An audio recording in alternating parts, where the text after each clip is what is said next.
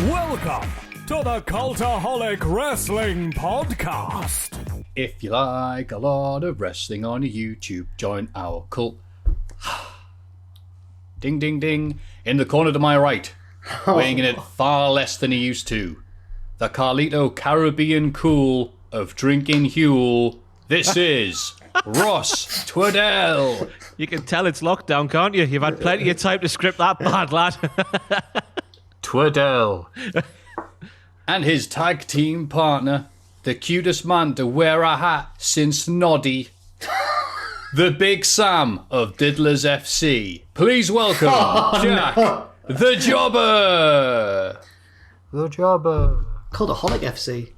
And their opponent in this 2-on-1 handicap match, scheduled for about 2 hours, with a 30-minute overtime, knowing our luck, Maffew of the Cultaholic Wrestling Podcast. Ding, ding, ding. How the hell are you both? That was brilliant, that was good.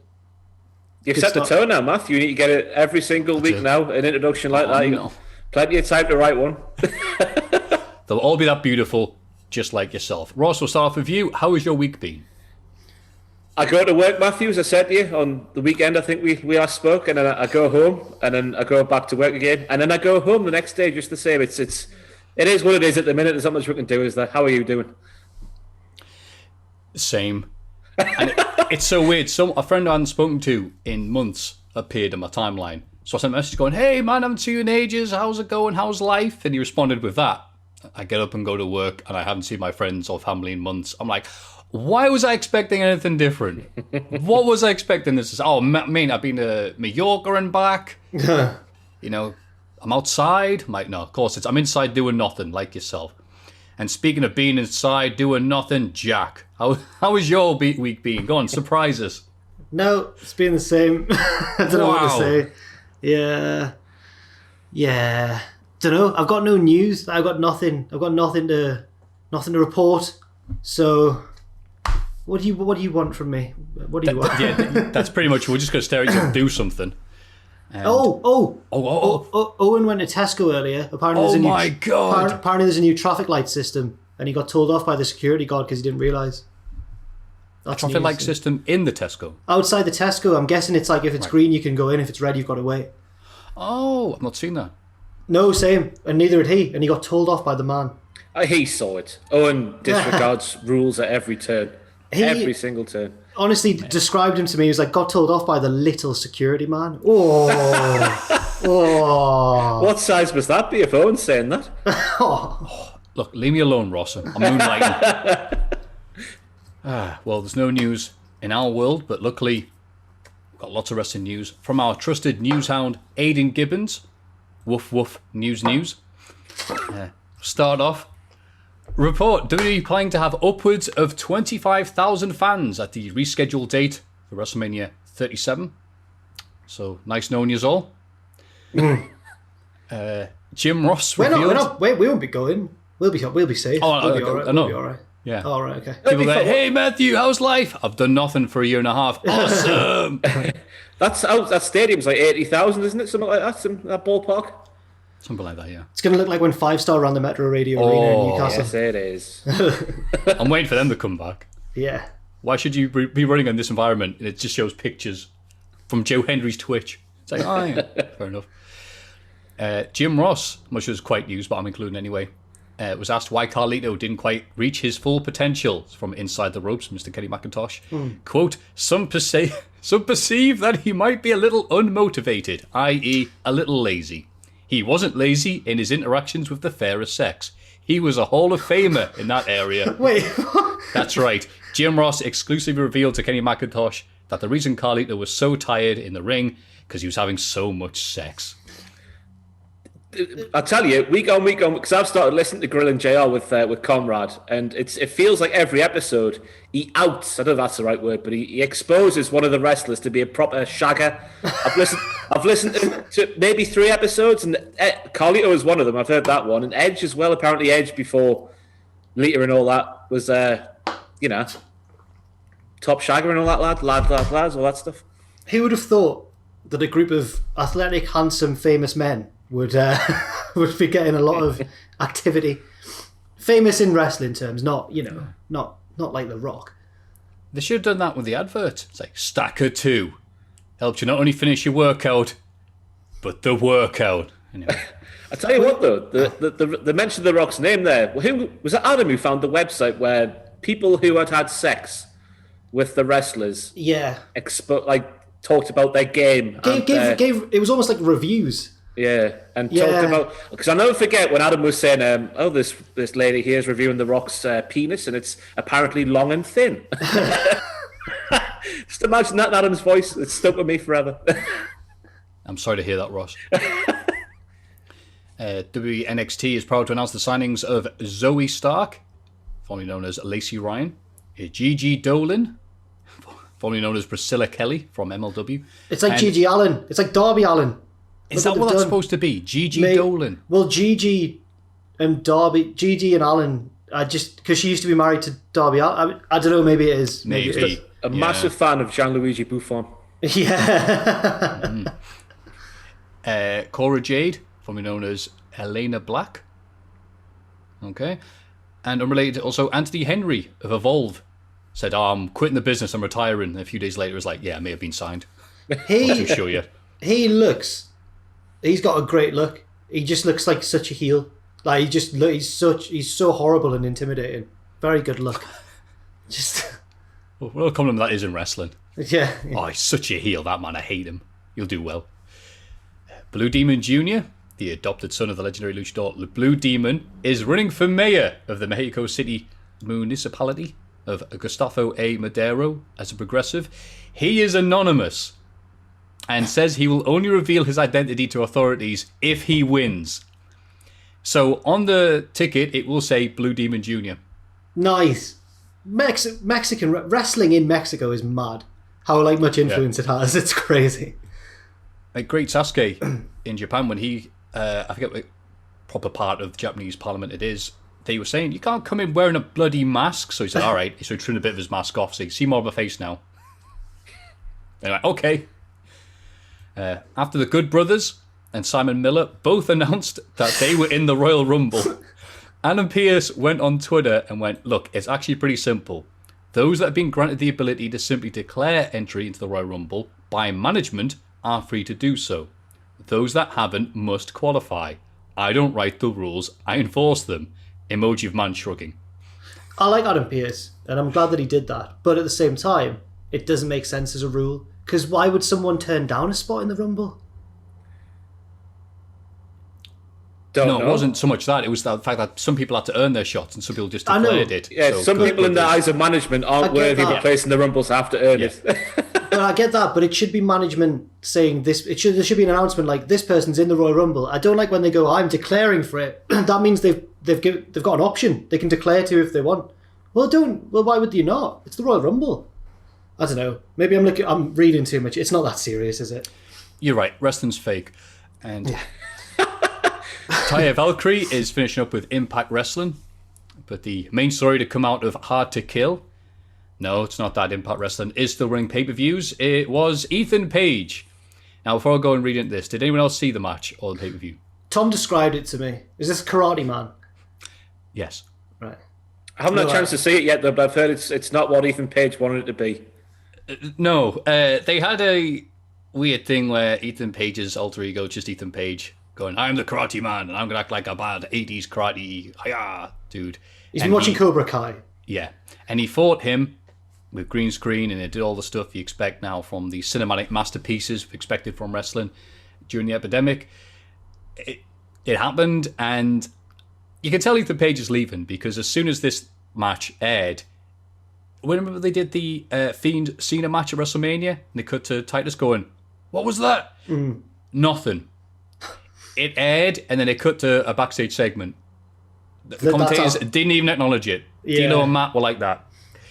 And Ethan Page didn't wait 24 hours posting on his Patreon that was quickly uploaded to Reddit. Full post heart emoji from the afterlife. I'm going to take a full-blown break from social media. Actually pretty long, so I'll just do the fun bits. Last night sucked. I'm so embarrassed of how Impact lazily edited that segment last night and forced it to be a joke. I felt the thought of the same guys fighting each other was comedy enough, and the more serious we took it, the better the reaction would be. Because I left the company, they lied to my face and just did what they wanted the whole time. I'm sorry if any of my fans paid for that pay-per-view and felt cheated. I honestly feel the free version I gave away was made with more love, care, and attention to detail. And carries on for a bit there. I found that hilarious because if you saw it, you go, how else was this supposed to look? You fighting yourself and doing cheesy lines with a green screen that wasn't. And I haven't done video production in quite some time, but the video footage wasn't deinterlaced, so he was flickering like an old 90s VHS. What I've got to say is I sympathise with Ethan Page here, because at What Culture, I'm going to shoot here. Yes. About a year in to my presenting, so I still wasn't very good, basically. I was still very inconsistent from week to week. I had a week where I planned out the video, properly thought about it, and I thought I nailed it. I was like, that's a good video. I've done well there. That one will go down all right. You know, I'm not delivering week after week, but this one will be all right. And then I won't name which one of the editors, but one of them was in charge of editing this video. And for the whole of the intro, he just photoshopped or just put in footage of a golden lab just like milling about next to me in the intro. Just like as I'm going like, hey everyone, it's Jack. And there's just this dog next to me just looking around. And the comments were just all about the frigging dog. And I was like, how crap's that? I've done a really good video, and the comments are like, more of this, more dogs. Watch the dog instead of Jack. The dog's better looking than Jack. Just loads of stuff like that. Bet the dog's got more friends than Jack. And I'm just like, what have you done? It's ruined my day. The message in the dog going, how many Jacks can you lift? Yeah. So Mercedes Martinez, she was asked, why did you leave Retribution? She says, I can dive into that and let people know kind of what was going on. I was given an opportunity. I took the opportunity, not knowing what the outcome would be. You got to make the best of anything you can, but I think when the opportunity came, it just wasn't for me. Fair play for Mercedes Martinez for not going, have you seen them? She basically did there. Yeah.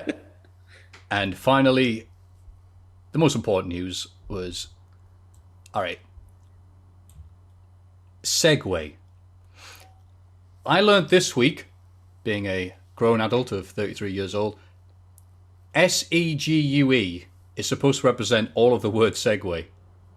I have always typed in SEGUE and then put way on the end. Segway way. Yeah, I've been typing Segway way for all my life. And I tried to defend myself by saying, well, morgue isn't pronounced morgue way. Morgue way. Morgue way. So I just wanted to check with you two guys because you're such nice people. And I know that you'd also tell me if I was talking bollocks. Do you know that as well? We've also both got degrees based on writing. Yeah, I was aware of how the word segue worked. Okay, great. That's all I wanted to know. As I was with consistently last week. To be fair, I will say that I'd say at uni by the time I realised, or maybe A-level by the time I realised there was a lot of my like adolescence up to like adulthood that I didn't know that word was segue. I thought that was Sieg, and I thought that Segway was the thing, was the motorised. I thought that was what that was, not that they were both pronounced Segway. Yeah. And that was the wrestling news. And now we'll seg into the next section. Segway way. Everybody get excited for the Cultaholic Hall of Fame! And now it's time for everyone's favourite segment, the Hall of Fame. And in condescending order from last week, Keith Brymer Jones from the Great Pottery Throwdown. Wow, that's a shocker. 13%. He was going to be 2 times. He was going for it. Didn't get there though. Shocking. Not like Baron Corbin, just a push too many, I'm afraid. £5 Ken, 36%. That's pretty healthy, considering it's an in-joke from the Twitch stream. Well done. Yeah. Is it Diddler's FC or is it Cultaholic FC? It's definitely Cultaholic FC. I thought Cultaholic FC was the real thing we were going to do. Is your team not? No, it's made up in my head. Cultaholic I'm FC. sorry, that introduction was terrible then. That wasn't me trying to be... Oh, whatever, the Cultaholic FC. But the clear winner, Andrew's Monday Twitch streams, 51%. I mean, you know, he was always going to win. Terrible week for this to go into the Hall of Fame, in my opinion, though, because I tuned in this Monday, and that man, his feet were on our sofa. He spilled a beer on the sofa. He might as well have just taken a steaming dump on that sofa, the stuff he was doing on that sofa. So our brand new, well, it was relatively new, office sofa purchased from Argos, tarnished by little baldy Andrew. Terrible. Well, he can't crap on the sofa. He's building up to that. That's a WrestleMania weekend special. That. But wow, that sounds like a great stream. I want to see that one, to be honest with you. I should mention that Ross, Adam, and Owen are doing a live stream of all of the Rumbles. I know we mentioned it recently, but I'll just give a plug there because they lost at Survivor Series, and this is their punishment. They're going to watch all of them back to back, but obviously they're taking shifts. They're not all doing it for a full 2 days or however long it will take. I know it's going to take longer than, however, I mean, Adam has made a strict timetable that I've got down there that's hour by hour, and there's no chance that we're going to stick to hour by hour, is this? It's going to take longer than it's penciled in for. Yeah, people aren't going to, you want to leave in between Rumbles, surely. You can't be leaving in the middle of a unless you just don't care by that point, I suppose. We're just going to be we're going to have to work our way through the WWE Network, which takes long enough as it is, misfire and whatnot. So I found that, especially since the update of YouTube, that the network misfires more than it did before. I don't know, actually. I've not checked. Yeah, it just wasn't me for some reason. Anyway, starts at 1 p.m. GMT this coming Saturday on the Yo Show. Bloody hell. So how long? I haven't sat down and worked this out. Do you know how long it's going to be? I think there's been, including all the women's rumbles, I think there's been 36. I'm not too sure about that number, but I think there's been 36 matches. And they're all, give or take around about an hour. Some are a little bit less, some are a little bit more. So, yeah, it's going to take about 30. It's going to. I'd say it's probably going to go past 40 hours, the stream in total. It's not going to be regimented like that, hour by hour, is it? But I've got a question for you too. Because do we include the 15-man rumble from SmackDown back in the day? That's the question I need answered. I don't think you have to. Well, don't have to, but I'm saying, is it the right thing to do? Are you including the greatest Royal Rumble? Oh, we bollocks. That's not a Royal Rumble. Then no, I don't think you should include the SmackDown Oh, one. you're not including the greatest? Oh, no, they're not going to the stuff on SmackDown or Raw. Or the one where China qualified by nearly breaking Vince McMahon's neck. I mean, these are unconfirmed reports from me, who was involved in the stream. Adam might do it, because he just does things by himself, doesn't he? So, yeah. Well, that sounds amazing. I can't wait to see you just on a couch being prodded by people going, come on, Ross, you're missing the big show. But yep, you got to do the crime. If you got to do the time, think of crime. Both selected. 36 hours of this, ladies and gentlemen. Can you dig it? And that segues into, I think, very appropriately. There you go, I've got it, nailed it. Segs all the way into my pick. And I wouldn't usually do this, but I'm not gonna lie, it's been a very quiet week. Adam Pacitti, our glorious boss, our manager, what some might call a leader. Are you nominating? Sorry, is this going somewhere? It's the build. Okay, all right. Tag team champions of the world. Because I was gonna raise an issue if you would just nominate, but carry on. Pacitti, who is currently what we call in the business mad with power, has not only been streaming on Twitch every minute of the day, he's not eating fruit pasta lollipops, but he's also been sending in his loyal troops into people's streams, most of which are being annoying as hell, and now we're not liked by a bunch of wrestlers. And I can't really blame them. That's an exaggeration. It's not. It is. However, and this is I wouldn't usually agree with this, but like I said, I've got nothing else to pick this week.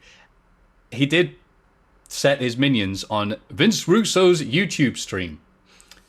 And Vince Russo is obviously really cool and hip in 2021 with what's happening. So he was very confused to why all of his chat was filled up with people going, leader, Thomas the Tank Engine, and show us the train. And went, bro, what's with the train gimmick? And all this stuff, because he's from Yorkshire. And eventually went, you know what? I'm out of here. And then ended his stream. And you know what? Again, nothing's happened this week. Nothing interesting, nothing exciting. So I thought I'd just put Adam Pacitti's loyal troops being gets to people. That's a fair pick. I was going to get annoyed if you just picked Pacitti because... No, that's too cheap. You just picked Andrew and now... Yeah, but no, that's fair. It's more of a specific one. Yeah. That's fair. I think I picked Pacitti. People realise that I haven't got anything really for picks. Just the cheapest pops at this rate. Yeah. But Adam Pacitti's train gimmick. I'll go with that one because that's kind of all right. Fair enough. Well, might as well stop the Hall of Fame segment there. What's the point now? Yeah. And if you'd like to vote for me, you can, of course, go on, Jack. What have you got for us? I can't really elaborate on mine because it's a song. So just go and listen to the song, everybody. So yeah, I know. So it's you might know it, Maffew. I don't know. Ross, I can't imagine. Are either of you familiar with the genre synthwave? Yes. Oh yeah. All right, fair enough. Sorry, I think I've thought synthwave was more niche than it actually is. Basically, I was just doing some work. I've been editing this mad long script recently, no spoilers. And just in the background, I just put on all of Flash FM from Vice City because it had all the 80s songs on, and there's the funny little bits in between. And then the next video that played was all of a not real GTA radio station that someone had made of synthwave songs that they've pitched for GTA 6 basically.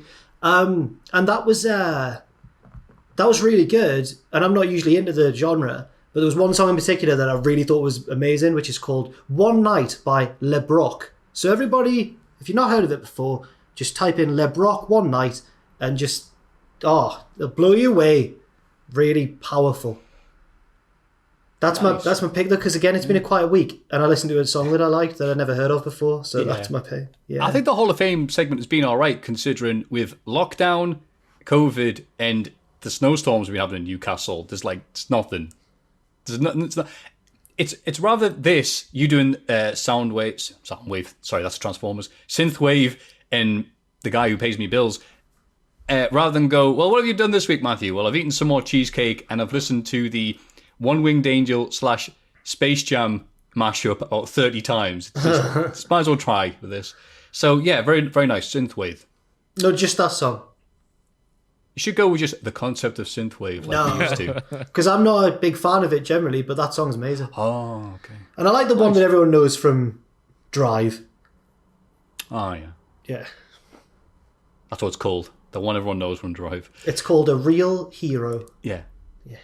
Speaking of real heroes, Ross. Yeah, I might as well. The segment's over already. Adam will win, but I'll use this to promote my Twitch stream. I started twitching last Friday. Jesus. I did about 4.5 hours on Friday and 6 hours on Sunday because I couldn't get enough of my new FIFA 21 stream with Newcastle United, showing Steve Bruce how it's actually done. So I'll be doing that again this Friday. Can't do it over the weekend because I'll be doing the Rumble watch along. So my Twitch stream is my pick for the Hall of Fame because promotion. In case people didn't know. It could win. It could win. That could challenge. No, you've seen the numbers Adam does compared to everyone else. True, but this isn't Twitch, Ross. This is the podcast. It's the same audience. You're on. No, this is home turf for you. No, it's not though, because people prefer Adam on this to us. Yeah, they do. Oh, yeah, don't do that. Look, Pachidi has his own audience, all right? Yeah. He is his own. He's an island unto himself. We have our own people. Colonel Kurtz. It's Colonel Kurtz. So, 3 amazing, hard-hitting... I'm trying to be like Jim Ross when he does the picture-in-picture.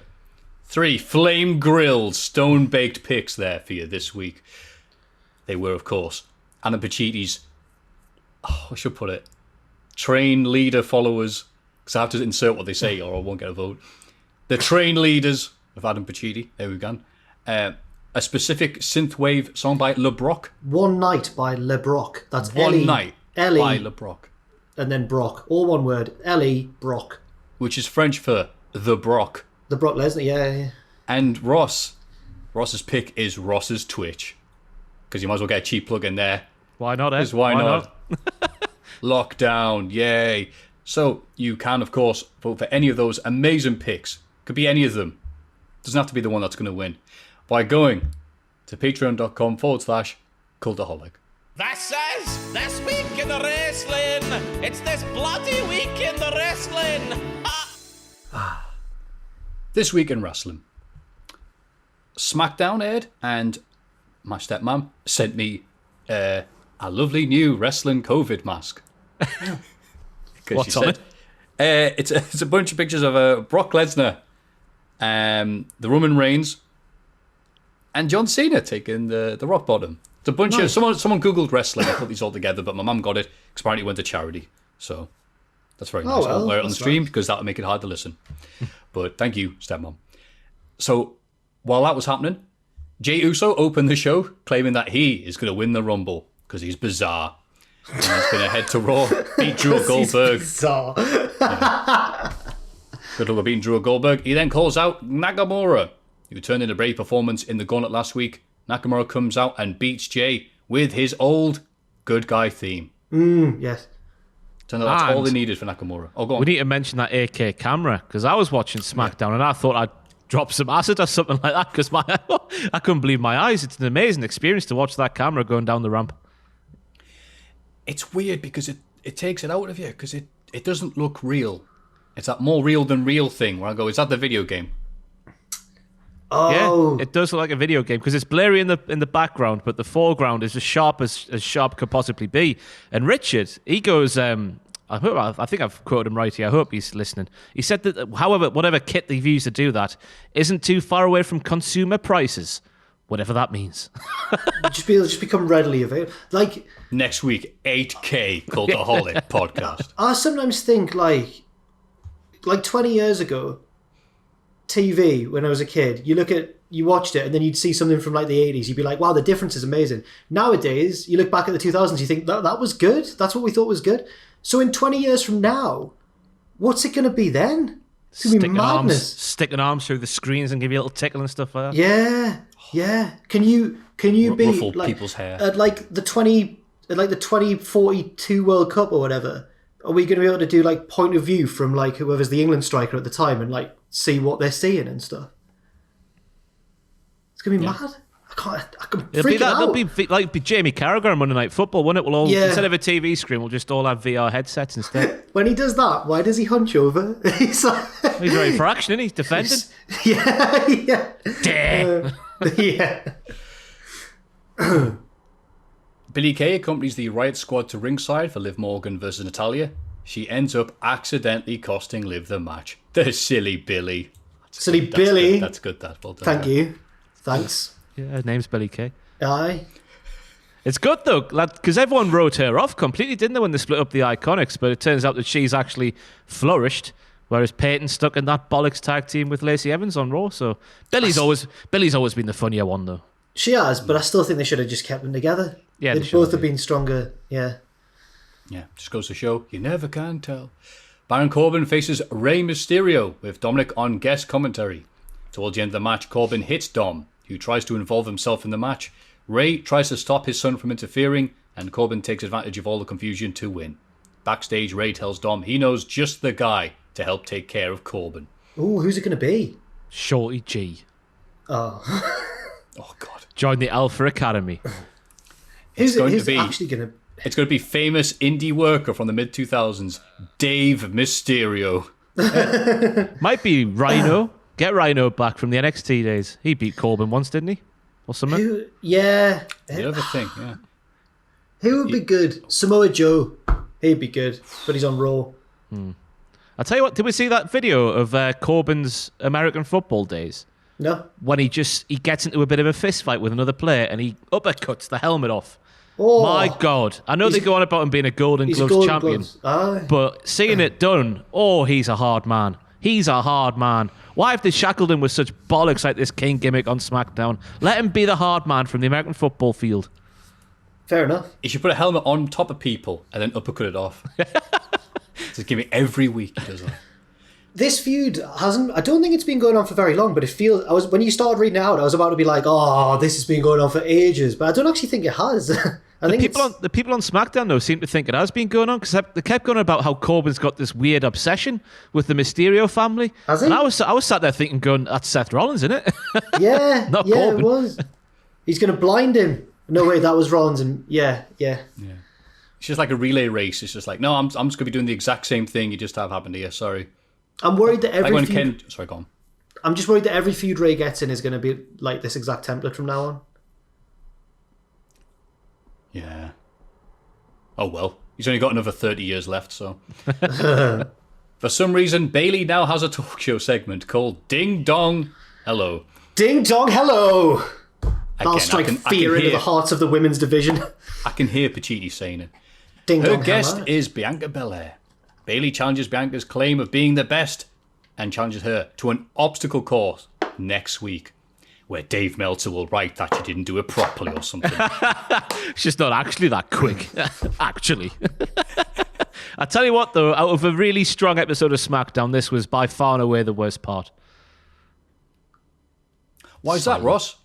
Because it was terrible. It was cringy. I know it was Bailey being a heel and whatnot, but it didn't land. It was just a bit squirmish watching it, weren't you? Or was it just me? I thought it was the real letdown for the entire night. I've forgotten what actually happened. What happened? They were just going back. I can't remember anything they said because I was a bit like, oh, but they're just going backwards and forwards, and Bailey was just being obnoxious, and Bianca was being a bit obnoxious, but in a nicer way, I guess. Have I got a lag here? No. I was trying to think of anything to say. Matthew's trying to think of something funny to say. That's right. I've noticed that when Maffew pauses and we think that he's making us look like folios, he normally then comes in with a zinger, and it's quite good. So that's his little... Yeah. I've worked this out about him. Yeah, I'm like Floyd Mayweather with crap lines. But also, again, one, I'm not that articulate at the best of times, and two, there is sometimes a slight lag, so I'm just like, yeah, oh, okay, someone's talking. Right, let's pretend to look over here. What happened in the segment? I've actually forgotten what happened in the segment. Can you read the thing? I can't remember. The thing you typed down. Yeah. Bailey now has a talk show segment called Ding Dong Hello. Right. Her guest is Bianca Belair. Right. Now I'm caught. Sorry, I didn't know who we were talking about, and I was like, who the heck? What happened? Oh, right. Yeah. Okay. I just totally forgot. Sorry. Even as I read it. So when you and Ross were both going like, yeah, this was cringy, this was weird, I'm there like, what the hell? What the hell actually happened on this segment? See, I was going to defend it and go, I don't think it was that bad. But then you said, I can't remember anything that happened. I'm like, yeah, me neither. I think didn't Bianca's earring fall out, and then she picked up and gave it to her, and that seemed to be the highlight, and it happened afterwards. It's early days. Cesaro confronts Daniel Bryan backstage. What happened in the obstacle course? Sorry, I got it. Yes. Sorry, right, sorry. I think there is a lag, but it's in Jack's head. It's in my head, yeah. I don't know sorry, guys, I don't know what's going on. It's okay, pal. One of us can be awake. Cesaro confronts Daniel Bryan backstage and seems quite jealous that Nakamura shook his hand the previous week. They have a match, which Cesaro wins. Bloody hell. Bryan's putting all the lads over lately. He is at that regular thing where it's rumoured that this is going to be the end bit, but we've seen and heard that before. I think like 2 years ago he was teasing that, so I don't know. But wow, Cesaro and Nakamura getting proper pushes. I just remember what my Hall of Fame pick should have been. Cesaro's Macarena in that segment. Just how deadpan the guy is. Him doing that with a proper hip thrust. It had me rolling. Had the commentators corpsing as well. Send for Becky Lynch and all that good stuff. Hey, Maffew, old pal? I thought we were talking about. But it was a very good Macarena, Ross. You're right. And very good match as well. I mind the Macarena and Silly Bollocks. Yeah, Cesaro versus Daniel Bryan on TV. Yeah, I'm alright with that. I'm gutted that. We'll get onto it later, but I'm gutted that Adam Pearce has been taken out that Rumble match against Reigns. One of my pitches when we eventually do the pitches video for the Rumble is going to be like involving some sort of bird's eye view shot of a scalp. Then the scalp turns out to be Cesaro, not Adam Pearce, and I'm gutted that can't be a thing now. Oh! Can you imagine the scenes if that happened? It's like Rumble 99, where like Austin's got that, or 98, I think, when Austin's got that bounty on his head. So it's like, look, there's Austin. From behind, it's Austin. And they beat him up. It's one of the Harris brothers. Like, oh, damn it. Earlier in the night, Apollo Crews was seen sitting with Reigns and Heyman backstage. Oh, later, he beat Sami Zayn before throwing Big E's own IC title belt at him on commentary. I like this. Every week, there's just a little bit of Apollo being a bit of a dick. Not a complete dick, just a little bit of a dick. Because sometimes that's all you need. Just a little bit of dick. A little bit of dick. Just being the tip. Just the tip. Thank you very much. Apollo, just the tip. Yeah. Crew. That's a shirt on WWE.com. Hey, they could do worse as we're seeing this week with that Finn Balor shirt. Just the tip. The tip. Just the. Roman and Pearce have their contract signing, with the stipulation changed to a last man standing match. Pearce then leaves, but starts to limp halfway up the ramp. He reveals that an old injury has flared up, meaning he'll have to name a replacement. Out comes Kevin Owens to sign the contract, and Reigns looks concerned. Oh no, how's he going to beat the guy he beat last month? Ooh, lots of cynicism there. But I'm with you, Ross. On one hand, I'm very surprised that so many people took the bait and were like, they made a match graphic, it's happening. Adam Pearce's first match in WWE since 97. And then it obviously didn't happen. And now people are like, oh. Yeah, no, it's weird, isn't it? Because the world was melting this time last. How could they put Adam Pearce in this proper high-profile match at the Rumble? Then it's like, oh, I actually wanted to see it. But I thought it was a nice little plot point along this story with Roman. It's nice to see week-to-week stories coming back to main roster WWE. That's the main point we can take away from this. But then I saw people kicking off this week that it wasn't Nakamura, and it was Owens instead. But I reckon it's fine being Owens. I know Owens isn't going to win, but would Nakamura win at this point? I'm not sure he would. But Owens got murdered, remember, by Reigns through a massive table over Christmas. So he's got beef to be put in that match against Reigns once again. Exactly, Ross. Closing the words there, Jack. I really wanted Adam Pearce in the match, and I'm sad. Really did. No, they want to sully the reputation of the world title shot at the Rumble. I mean, Hardcore Holly took on Brock Lesnar in 2004. He did. Monday Night Raw. A Randy Orton vignette This opens Raw. Every week now. I was going to say every week. We're in a positive program. We love wrestling. Yay! And what Raw comes on, we're like, oh. Do you see Keith Lee's tweet? I don't know why WWE are hiring so many fire mages. Randy Orton vignette opens the show. He's wearing a mask. He wants to be voted as mayor of Mexico City. No. He's wearing a mask after last week's fireball incident, but he refuses to blame Alexa, despite it being literally Alexa who threw the fireball. He instead blames The Fiend and vows to win the Royal Rumble. That's right, Randy Orton is Burnt Face Man. Yes. Which is a prime reference for people 25 and old. So, and that was it. Randy Orton did not appear later on. He just did his thing with his mask. It lasted about 10 minutes. I like the way it was shot, and I like the delivery. But him standing there going, me and my first degree burns, they're so sore. When he's literally murdered a man with fire. It's like, how are you, Randy? But after CERN, you'll be fine in a couple of weeks. The Fiend has died, and you're there moaning. I just thought it was a bit funny. What the mask? He really looked like someone, and I couldn't for the life of me work out who. El Santo, innit? Ah, was that it? Yes. Of course it was. The rascal. What's he like? Yeah, I just think it was nice to see someone from WWE wearing a mask. Yay! There's another one of those jokes coming up later, I reckon. I've seen you coming, Maffew. I've seen you coming. I can see me coming now, Ross, damn it. Lacey Evans and Ric Flair are interviewed backstage. Lacey doesn't let Rick get a word in and claims that she's learning from the dirtiest player in the game. And Flair's like, yep. Aisha is. Well, they're shagging, aren't they? Yeah. Oh. Yeah. All the best of them. All the best of them. I'm sure they're very in love. Can't get in the way of true love, that's what I'm saying. And someone once asked Debbie Harry what first attracted you to the millionaire Paul Daniels. I hope that's true. That's very funny. Harsh, but true. Mustafa Ali, don't like to mispronounce names there on the show, says he hopes Kofi Kingston is in pain. The same 6 minutes you gave me, James. Oh, that's nice. I like that. Cheers. And I thought that promo, even though it was shot early in the day, was very good. Very well done. Mace then defeats Xavier Woods, possibly the nerdiest singles match to happen in WWE ever. And Ali again calls out Kofi through the camera. That was a series of events that happened. It certainly was. Clean win for Retribution on Raw. Well, clean-ish, what am I talking about? They're on a row. I think they're unbeaten this year, aren't they, or something like that? 2021? Yeah, they probably are. It's all coming up Retribution. 3 weeks in, undefeated in 2021. Also, sorry, I missed out a bit of Lacey Evans. I would hate to do that. They're here to support Peyton Royce in a match against Charlotte, but the Queen picks up the win. Because it's Charlotte. Mm-hmm. Of course, even with the distraction. Is her promo from later on written down? What was that? I hope so. It's the promo where she was on about how she's been learning her whole life from the dirtiest player in the game, but she's never gone down that path. She would never, ever be a dick like Ric Flair was. Of course she would. That's just not true. That's what you said on Raw. Bollocks. It's like, what, the third or fourth time they've done a... By the way, do you know that my dad's a very famous wrestler?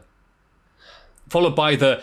I want to get out of my dad's shadows. It's like it's the same like year-long thing with her every time she shows up. Yeah. It's just Lacey's very much committed to getting inside the head of Charlotte Flair, and she's going to extreme lengths to get there, and all the more power to her. Why is she shagging him? We don't know if she is. I reckon she's just leading him on. And then she's going to turn on him. Jack, last week there, when she didn't get changed before going back to the hotel room, which means that she got changed in the hotel room with Ric Flair there. That doesn't necessarily mean they did anything. I reckon it's going to be revealed that she was leading him on and she's going to be like, you sad old man, I would never get with you. And then that'll happen at some point. Am I just to death. Is this just what I'm hoping? Yeah, I'm hoping it doesn't turn into Dawn Marie. I reckon that she's gone on that website you talked about earlier. Or wrestlerscocks.net or what the hell it was you were talking about. I can confirm Missy Hyatt's report from many years ago that Ric Flair's dick bends to the left. Rick, baby's arm holding an apple flare. Shayna Baszler and Nia Jax argue backstage like they've done every bloody week before Shayna beats Mandy Rose in a short match. Shayna and Nia continue to argue, but explain that the current women's tag champs aren't exactly best friends either. So now would be the perfect time for a rematch. It would, because Charlotte and Asuka don't even meet up when they get to Raw together. They don't even say hello. They just do their own thing. But they're the women's tag team champions. Don't worry about it. Okay. It's the women's tag division, don't worry. And then just like Drew Gulak last week, Ricochet fails to defeat AJ Styles to qualify for the Rumble. But it's a great match with an amazing finish. Currently one of the highlights of 2021. Even more so than Retribution being undefeated. The front suplex, bounce off the ropes, into Styles Clash. Yeah, no complaints here whatsoever. That was the only highlight of Raw for me. Just that match as a whole was just fantastic. But Ricochet's selective amnesia stuff, that was weird, wasn't it? You've got selective amnesia, AJ Styles. You did some silly stuff at TLC, but I'll forget to mention that I beat you on Raw a while ago. Because I've got selective amnesia too. It's probably a symptom of COVID, which I possibly have from attending that part. Anyway, what were we saying? I thought you were going to go for that mass gatherings thing, Ricochet not getting in the Rumble. He loves a mass gathering during a pandemic, doesn't he? There you go, that was the zinger. They had another one, didn't they? They've had two now. Two parties, him and Casey. Two time. Miz and Morrison welcome this week's guest, Goldberg. It's the one man who's happy to see Goldberg because it means he gets a paycheck from WWE, Gilberg. And look, this segment was crap. Badly written, badly done. But I get a kick out of Gilberg because of the sheer enthusiasm he brings to every segment he does. He does. Because he used to be over-the-top Goldberg, like, rah! But Goldberg doesn't do that anymore. He's all stoical and like Steven Seagal in a 2010 film. So it's just Gilberg doing an impression of Gilberg now. You're next. They introduce a Drew McIntyre non-union equivalent, and the two imposters face off. I'll say this, though, it was possibly the best attempt at the Scottish accent that's been on that show in years. Tom Campbell pointed out, he's some actual actor. Who was it? What's he in? I forgot his name. The Santa Claus. Yes. Not Tim Allen, obviously, but it's the other dude. It's Tim Allen. Tim Allen was on Raw and no one mentioned his name. Tim Allen in to play Drew. David Krumholtz. Oh, damn it. That was a crap pun, but I wanted to say it. Drew Infinity and Beyond. We're pointless anyway. What was the point doing that? What? Drew Infinity and Beyond, Maffew. Oh, Drew. Oh. Because Tim Allen played Buzz Lightyear in Toy Story. Yeah. Go on, John. Buzz Lightyear.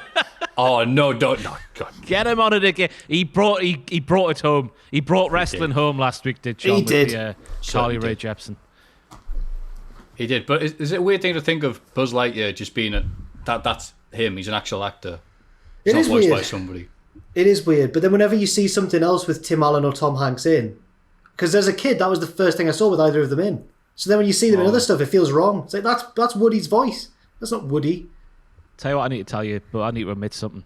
I lived the first 20 years of my life thinking the voice of Buzz Lightyear was George Clooney. I can see it. I had no idea that Mr. Allen was a human being. I just thought it was George Clooney. I can see it though. He's got a similar voice actually. Yeah, very traumatic experience. I got laughed out the room. Oh, terrible. I'm sorry to hear that. Thank you. But I thought that segment was okay until Drew came out. I thought, pair of heels getting some heat, booking Goldberg and then whapping out Gilbert because they can't afford the actual Goldberg. I thought it was fine. And then we saw the Drew guy with his arse crack out, and I was just thinking there's got to be a better way than just looking at this arse crack. Yeah, the guy did a pretty alright, decent Scottish accent, and it was just, but it's so weird though. Like, all right, what do we know about Scotland? And there's a big board behind them. It just says Braveheart. I'm like, okay, was there a sequel to Braveheart? No, I'm being told there isn't. Cool. It's all they seem to know is they talk funny, they wear skirts and freedom, and then that's it. It's the only knowledge of it. But they bring up how great it is for the UK and everything. Anyway, it's just funny to me. I can't think of any other big Scottish. It's better than them taking inspiration from Trainspotting. They should do. They should bring out the Trainspotting lads. Come on. Or at least like, you're no Iron Drew. No. Whatever. Yeah, and then Miz stands triumphant over non-union equivalents and says he's going to cash in his money in the bank, blah, blah, blah. Good times. Backstage, Bobby Lashley stamps on... I forgot about this bit. About this. I was telling Ross, look out for this, for WTF. I saw it. And I saw the follow-up bit as well, which doubled down how bad it was.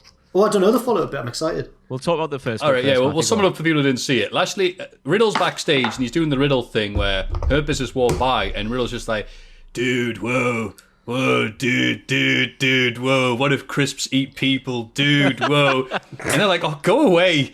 And Lashley goes to stomp on his foot. And this would have been fine if the camera was here. It was panned down a bit. So Lashley went, oh yeah, stomp. Nowhere near his foot. And Riddle went, oh bro, my foot. And then rolled by on his ass. Like a boss in a computer game that stamps on the floor and sends shockwaves. You got to jump over them, but Riddle didn't jump. It was like that. He went, bang! Yeah. Lashley used Earthquake.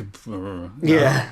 And then the next segment, like, it was Riddle's foot up to the camera like that. The wrong foot? Yeah, the wrong foot. By the way, I'd like to point out I fixed the autofocus issue this week. I'm very happy. Either foot was Let's do that again. Foot. Still in focus. Yes. Bloody dogs. Oh, I can put them back up now. Oh, well, I'll fix that later. But, yeah, the wrong foot, up like Quentin Tarantino. Up there going, whoa, my wrong foot, bro, dude, blow. And then that was it. So maybe, because Riddle is the stupidest man on the roster, maybe he just didn't realise that he hadn't actually been hit in the foot. All Lashley needed to do with the power of suggestion was say, I'm going to stamp on your foot. Stomp. No! And that was it. He's that stupid that he hurts one foot, but actually thinks the other one's injured. That's how stupid he is now. But I thought it was shocking that he would use a turn of phrase like, I'm going to stick my foot up your ass, when he takes things so literally on Monday Night Raw. I thought it was shocking to hear him say that. Not followed up by, we'll send like the magical school bus down to have a look at my foot in your ass or something. I don't know. It's like... Is that your...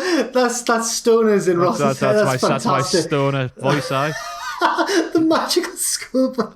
Oh, fantastic show, by the way. Very much a staple on CBBC back in the day. What was the one that everyone's parents watched with Zebedee and the dog? Magic Roundabout. That was more that was more acid, actually. That was weird. That was more trippy. All the drugs on that show work, or so I'm told. But I like the idea of undercover cop Ross. All right, there's a drug deal going down, Ross. All right. Pretend to be it's magical school bus, right?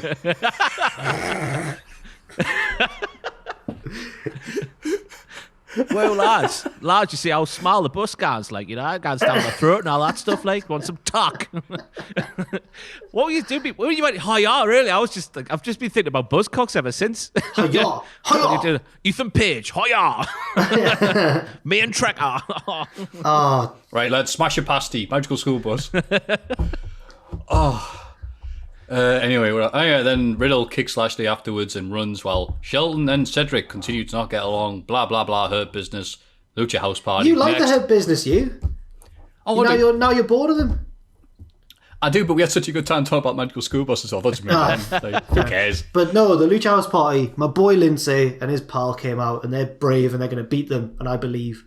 It's the Jack Maffew Derby. It's all boys going against each other, and I can't wait. Oh.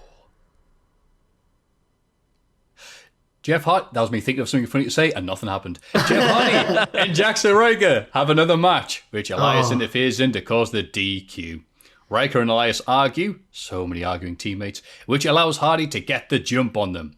Riker takes care of him regardless, hitting a black hole slam. Has it got a name? I just put black hole slam because it was that, but I didn't know if it's got a name yet. If it's about him, he's the black hole of charisma slam. Whoa, that was clever. See, still loading that last one. Yeah. Any other thoughts here on the exciting team?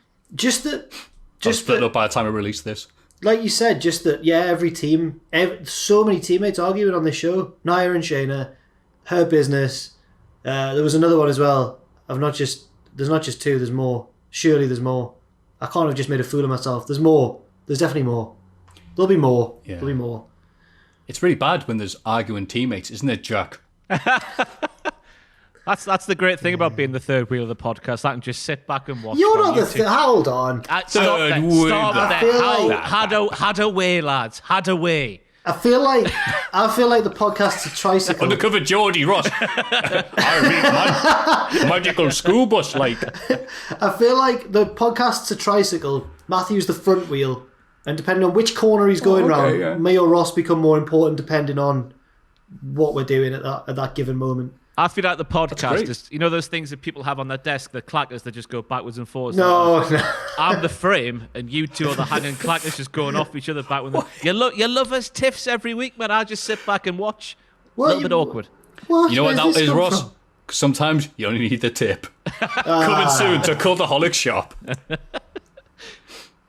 But yeah, what was I going to say? Jackson Riker. I don't know what else to say about that. It's story of his life. Why do all of the wrestlers have to be stupid? Well, apart from a select few, why do they all have to be stupid? Because obviously you got Riddle on Raw, where the balance between stoner and idiot has now gone full idiot instead of a happy medium.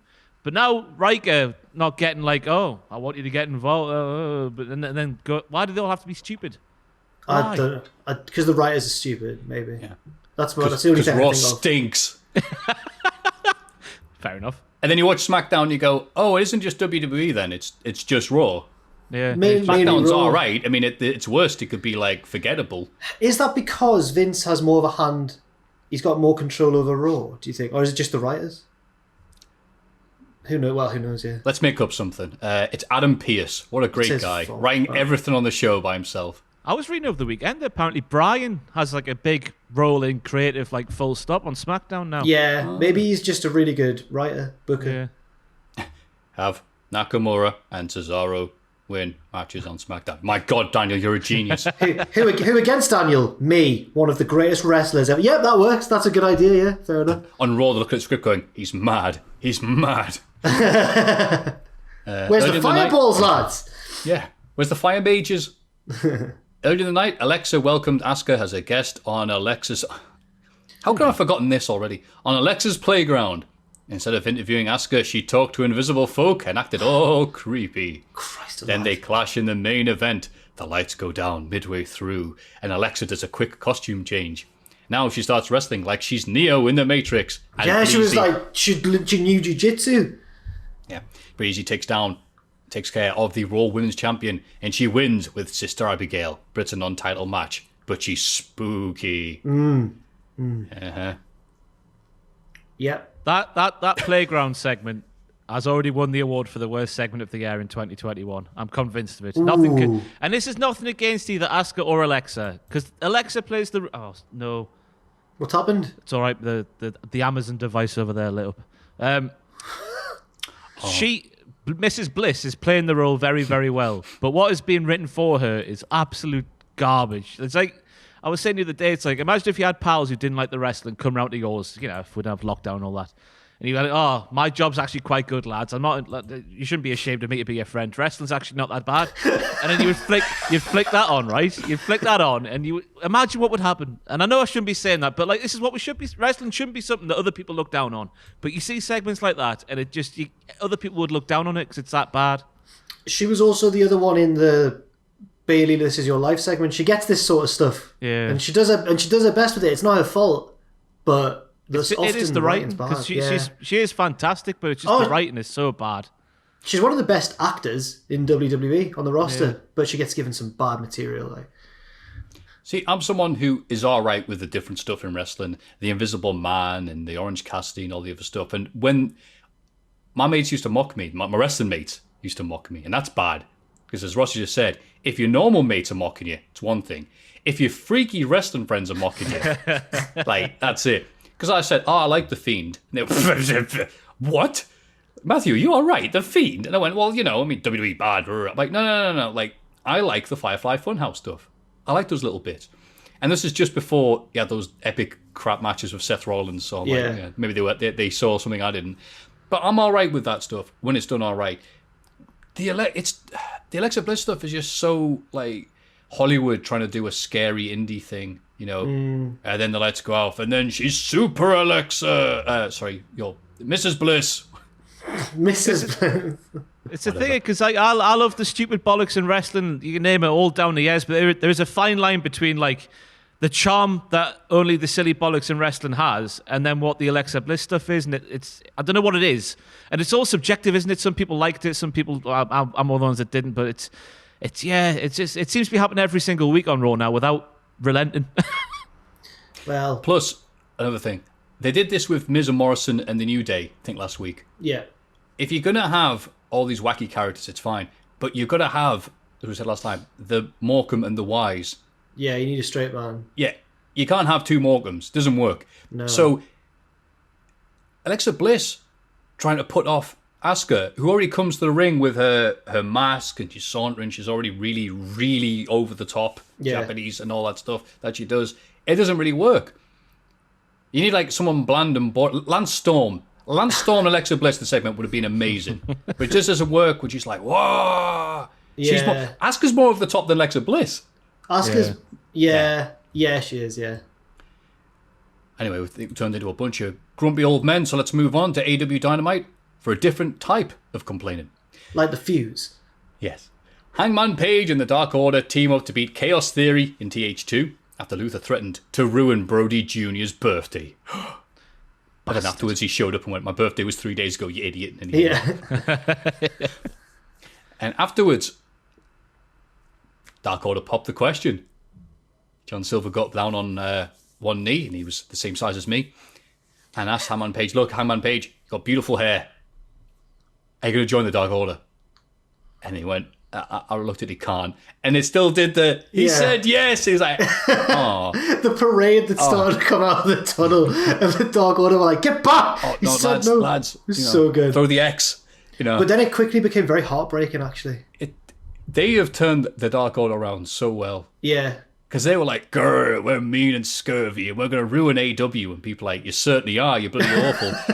And then, next to the power of BTE and the little segments Silver and everybody else have done, they've gone, oh, I really like these bunch of idiots who can wrestle sometimes. And good that Hangman didn't join.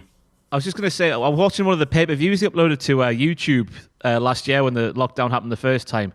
And it was the entrance of the Dark Order was the first thing I saw. And it was when Evil Luna was the pervert with his minions that would make the throne and like stroke his thigh and be a bit all sexual about it. It's amazing how far they've come in a different direction. Yeah.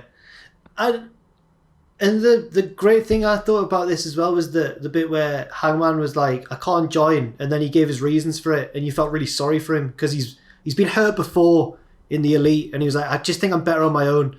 And then I saw a comment on Reddit, which was brilliant. Someone was freaking out. They were like, he went down the heel tunnel. Why did he go down the heel tunnel? And then the top reply was, he thinks he's a bad person. Oh God. Oh, no. Hangman, you're the hero. I just wish he would realise it. I just wish he would realise it himself. It's a really good story. I'm enjoying it. That's a fantastic observation from Reddit, that. Because me being a massive brick and not getting nuance at all, I was like, oh, he's upset the fans, he's gone back to drinking, he's gone down the heel tunnel, he's a bad guy. But that makes more sense, doesn't it? He thinks he's a bad guy. Yeah. He's hurt man Page. Oh. Sting congratulates Darby Allin, but they're interrupted by Team Taz on the Tron because they don't dare get in the same area as them. So they're scared of Sting. They're terrified. One of those panic rooms backstage. They challenge Darby and Sting to take it to the streets because they're street fighters.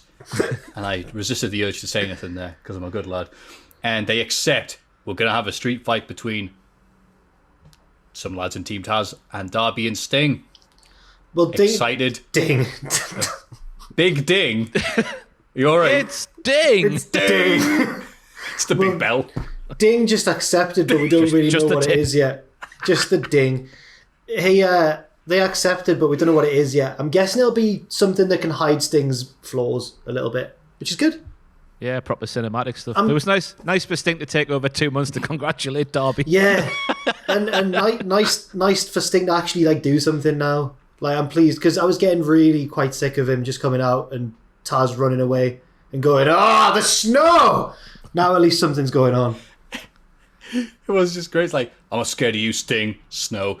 Sting! You know when?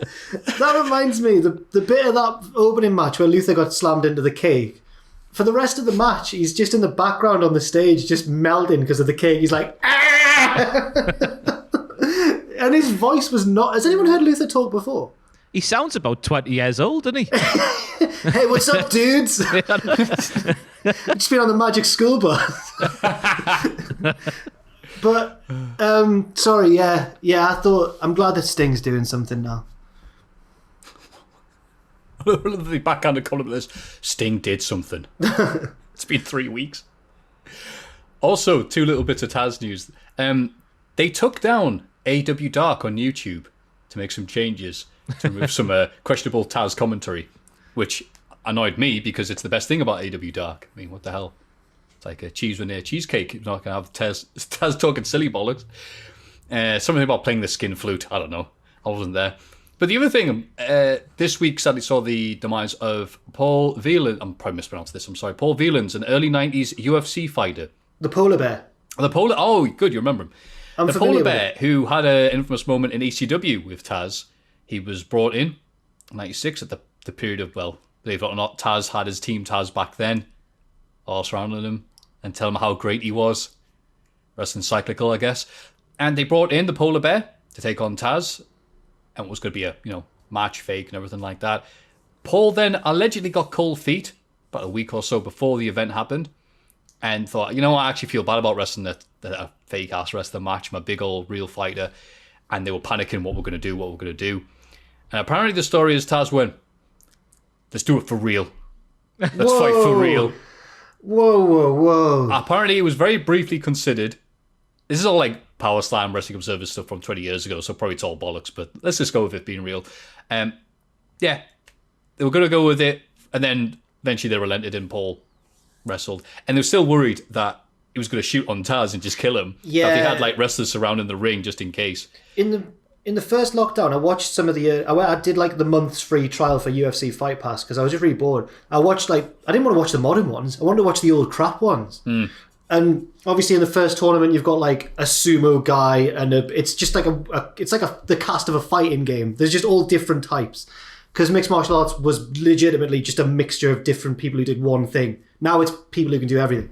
And Paul's kind of thing was that he was just a monster. Like, he was just huge. So I don't know what Taz was thinking, if that's true, because he's a big lad. And apparently afterwards, Taz spent some time bragging. I'm convinced. Listen to shoot reviews talk about Taz. I could have taken him. And all this, like, if it was for real, I would have done him in. And Paul's alleged response was along the lines of, "How can I lose to someone who doesn't even come up to my waist?" So, R.I.P. Polar Bear. To be fair, he was a very, very big guy. It's a big guy for you. The Bucks show up at Omega's house, but he's Marvez not is there. on the ball. Marvez is on the ball. Marvez is a creep. No, he's not. He's just a very good journalist. Hiding in people's bushes. Jumping out with a camera crew. I've heard there's a meeting going on, lads. They're like, what the hell are you doing here? They don't teach you that on journalism courses. Let me tell you that for a fact. To hide in people's bushes. In England. Well, yeah. You need a master's in that. Don Callis offers them a check to basically cut themselves out of Kenny's life. They refuse and beat him up. At least they're acknowledging that, okay, Kenny Omega, full diddler. Gallows and Anderson's Impact's diddlers. Young Bucks, who knows? Yeah. So we still don't know what the bloody hell they're doing, which sums up the last 12 months of Young Bucks storyline. We need to mention the painting. I think we do. Sometimes I'll see something when I'm watching Dynamite and I'll think, that's Ross's thumbnail for WTF Moment. That was the thumbnail. Yeah. Unless Graded nicked it, that will be the thumbnail. Owen was like, what should I make the thumbnail? And I was like, anything apart from the paint. And I think Ross will want that. Thank you. At least somebody does that. Every other graded presenter nicks my thumbnails. No, it's all right. Do you know what? Inconsiderate. Tell you what, not only is he a graded presenter, but Tom Campbell nicked my joke and tweeted it. I was like, ooh. What about Pokemon wrestling a billion lines? No. Oh. He, yeah, that's right. He, you know when, was it Alex Shelley got pulled out of that match and then Moose got put in? And I was like, in our private thing, I was like, oh, the Motor City Machine Guns. And then Tom tweeted it. So, that's cool. And then that's the joke he stole? All right, mate. The Motor City Machine Guns. That's right up Thomas Street. No, that's right up Thomas Street, that. And then he said, you should tweet that. And I went, no, I'm not going to tweet it. I'm all right. So then he did. Oh, okay. He asked then. No, he didn't ask. He didn't ask. He just said you should tweet it, and I didn't. And then he went ahead. And then someone replied, some girl, that sounds horrible. Some girl. No, some skirt. A lovely viewer of ours. Where did you learn that sort of lingo, young man? A woman replied saying, this is a really funny joke, Tom, essentially. She was like, this is really good. And then he put thank you at me. Usually comes up with these sort of zingers, but he's been really quiet today, winky face. I was like, he's rubbing it in. Oh. He gave you credit there. Initially, I was thinking... No, he didn't give me... Initially, I was thinking that's unacceptable behavior from Tom's part, but he's added you. Yes, he has, but he's not explained. He added you to let you know. He took your joke. Yeah. And now all the followers are dead impressed with him and that. Disgusting. I should clarify that Tom's fantastic and that I'm not actually annoyed at him, because the last thing I want is for people to think that I don't like Tom. How can you not like Tom? By the He's way, the nicest guy. Royal Rumble bet update, which came via Tom, of course. I think was he the one who shared it in the chat? Yeah, the Nakamura thing. Yeah. So I put 25 quid on after seeing it. After seeing Adam did, because I was like, well, I've got to now, otherwise I'll regret it for the rest of my life.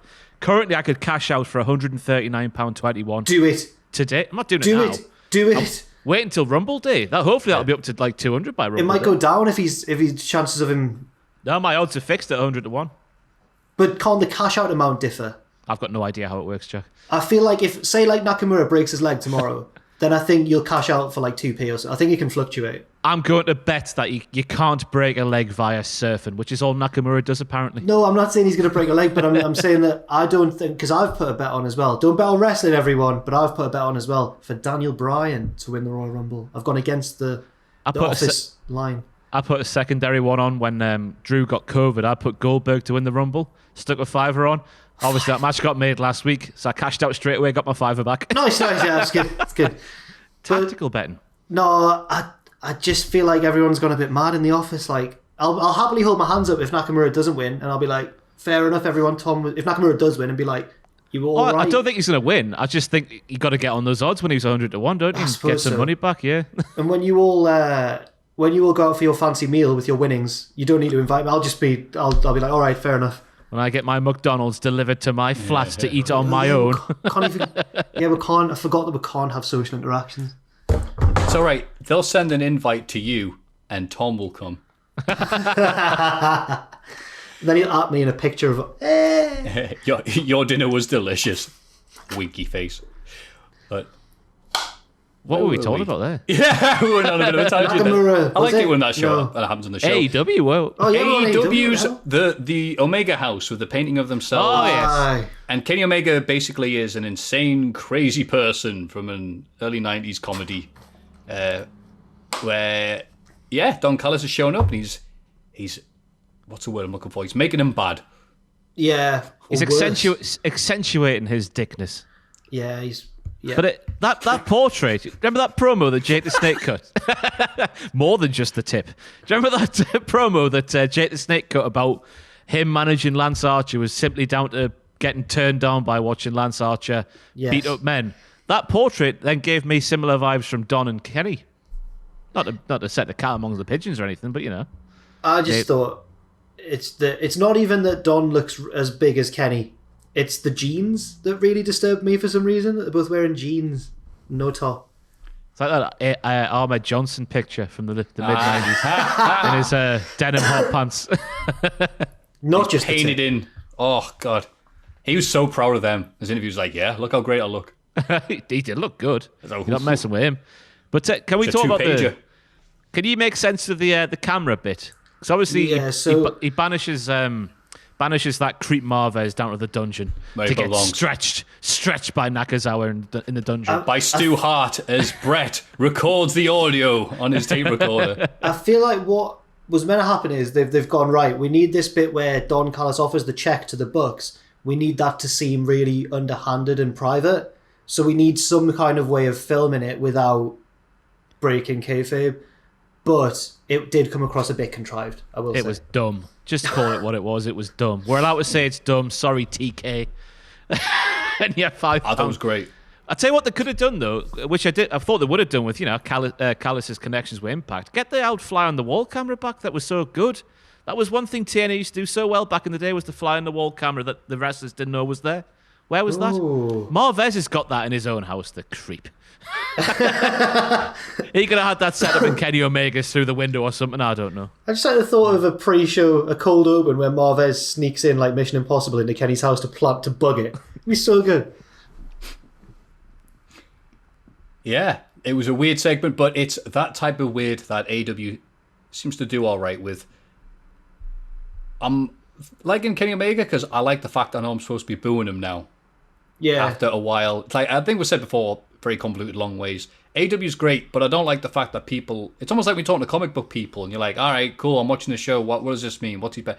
Oh, you idiot, Maffew, you simple-minded dweeb. Don't you remember from New Japan Pro Wrestling 6 years ago? They did it. It's like, no, I don't. So sometimes I'm glad that I understand what's happening because they make it really obvious. Sometimes I don't like this.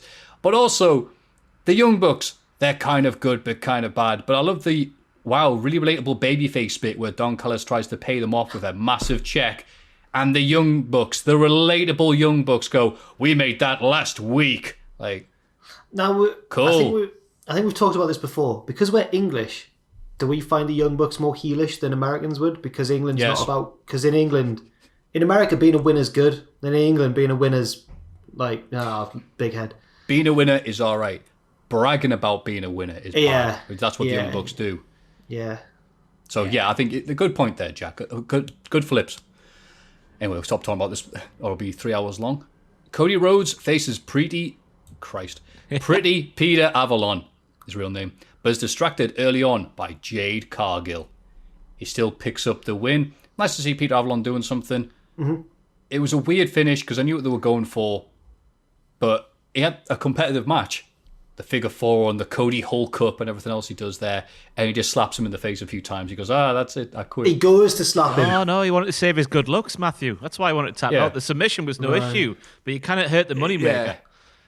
I think it would be better if they did that more and more times with his opponent, whose name I can't pronounce for some reason. I think it'd be work. It was like, all right, that'll get better if they do it for 6 months. I'll tell you what was great, though. Sorry, go on, John. What was great? I was just saying, is he now dashing Cody Rhodes? Is that what he is now? Basically, yeah. Yeah, fair enough. What was great, though, is how the commentary team made note that Cody had put on 19 pounds of solid muscle over the first 3 weeks of 2021.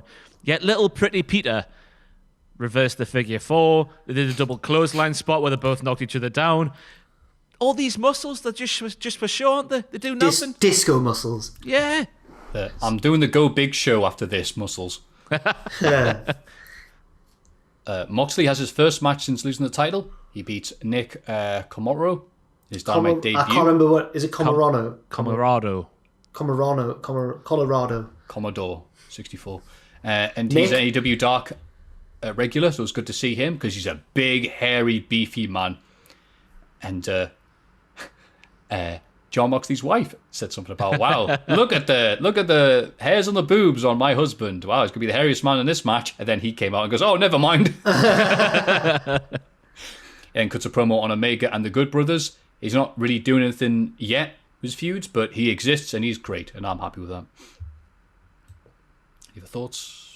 No, it's just, I think that bloke, Nick, has got a lot of potential. One to keep an eye on, I think.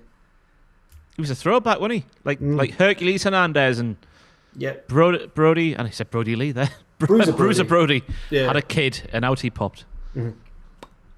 Moxley, just read that bit. Matt Hardy and Private Party beat Matt Sydal and Top Flight, with Quen and Cassidy embracing Money Matt's heelish ways. Laughs in money at the bottom. And they beat down their opponents afterwards. Midway through this, I was going, wow, this is way better, Private Party versus Top Flight, than these guys wrestling the Young Bucks, because they're just wrestling the Young Bucks type of match. Now they're having this match and they're wrestling their own style, and it's great, and they look like they're doing what they want to be doing. And as soon as I thought that, well, mates on Discord, one of them did the Tajiri flip into the ropes and then tried to do a moonsault, missed his opponent, then did it again and landed on his head. But apart from that, I liked it. And at least Private Party are doing something with Evil Money Matt. Yeah. That's something which is better than nothing. I actually preferred their matches with the Young Bucks, but I can see why people like this, though. It was still... I enjoyed it. I don't know how in 1 week they've gone from really rebelling against Matt and going like, no, you're bad for us, and now they're all in. They got the shot of the Impact Wrestling Tag Team Championships, of course. Oh, right, okay. Oh, yeah. That's the difference, Mick. I don't know. I'm just making We have actually missed out, for the people who do watch Impact and insist that it is good and everything. Impact Wrestling's hard to kill. I didn't actually get an answer out yet. Did anybody watch it? I've not had a chance to. Yeah, I was going to watch it on Sunday after my stream, but I didn't have a chance to. I have also not watched it. I want to see it. Me, then. Sorry. I want to see it, though, because apparently Moose tore the hoose doon. Is that true? Yeah, he was loose in this hoose. Someone, I think it was Tom Sherwood, not our Tom, someone else, on Twitter who went, wow, people were worried that Rich Swann would be upstaged by Kenny Omega at the big stage. Don't worry, he wasn't. Moose upstaged him. Yeah, Moose looked very good here. And that was the weirdness of this. Obviously, Impact and AEW getting along, and they're sending all the talent there. But on Impact, Striker and D'Lo, the new tag team commentary, I've been bragging about, wow, Kenny Omega's here and he's done this, and Gallows and Anderson have done this, and their dicks are this big, and all the other stuff to put them over. But on AEW, they've had Tony Khan go, lol, look at their crappy wrestlers. Look at that crappy wrestling show. So it did not have a big match feel to it at all, the main event. It was just 3 dudes. Possibly not helped by the fact that Alex Shelley wasn't there. And it was like, Rich Swann, our champion, versus Omega, their champion. You're just like, all right, Ruben beat Omega. It did not look like a fair fight at all. But it was all right. But when I mean it was all right, I mean it was all right for AEW. I do not know how it helped Impact at all. Khan would beat Don Callis in a fight, right?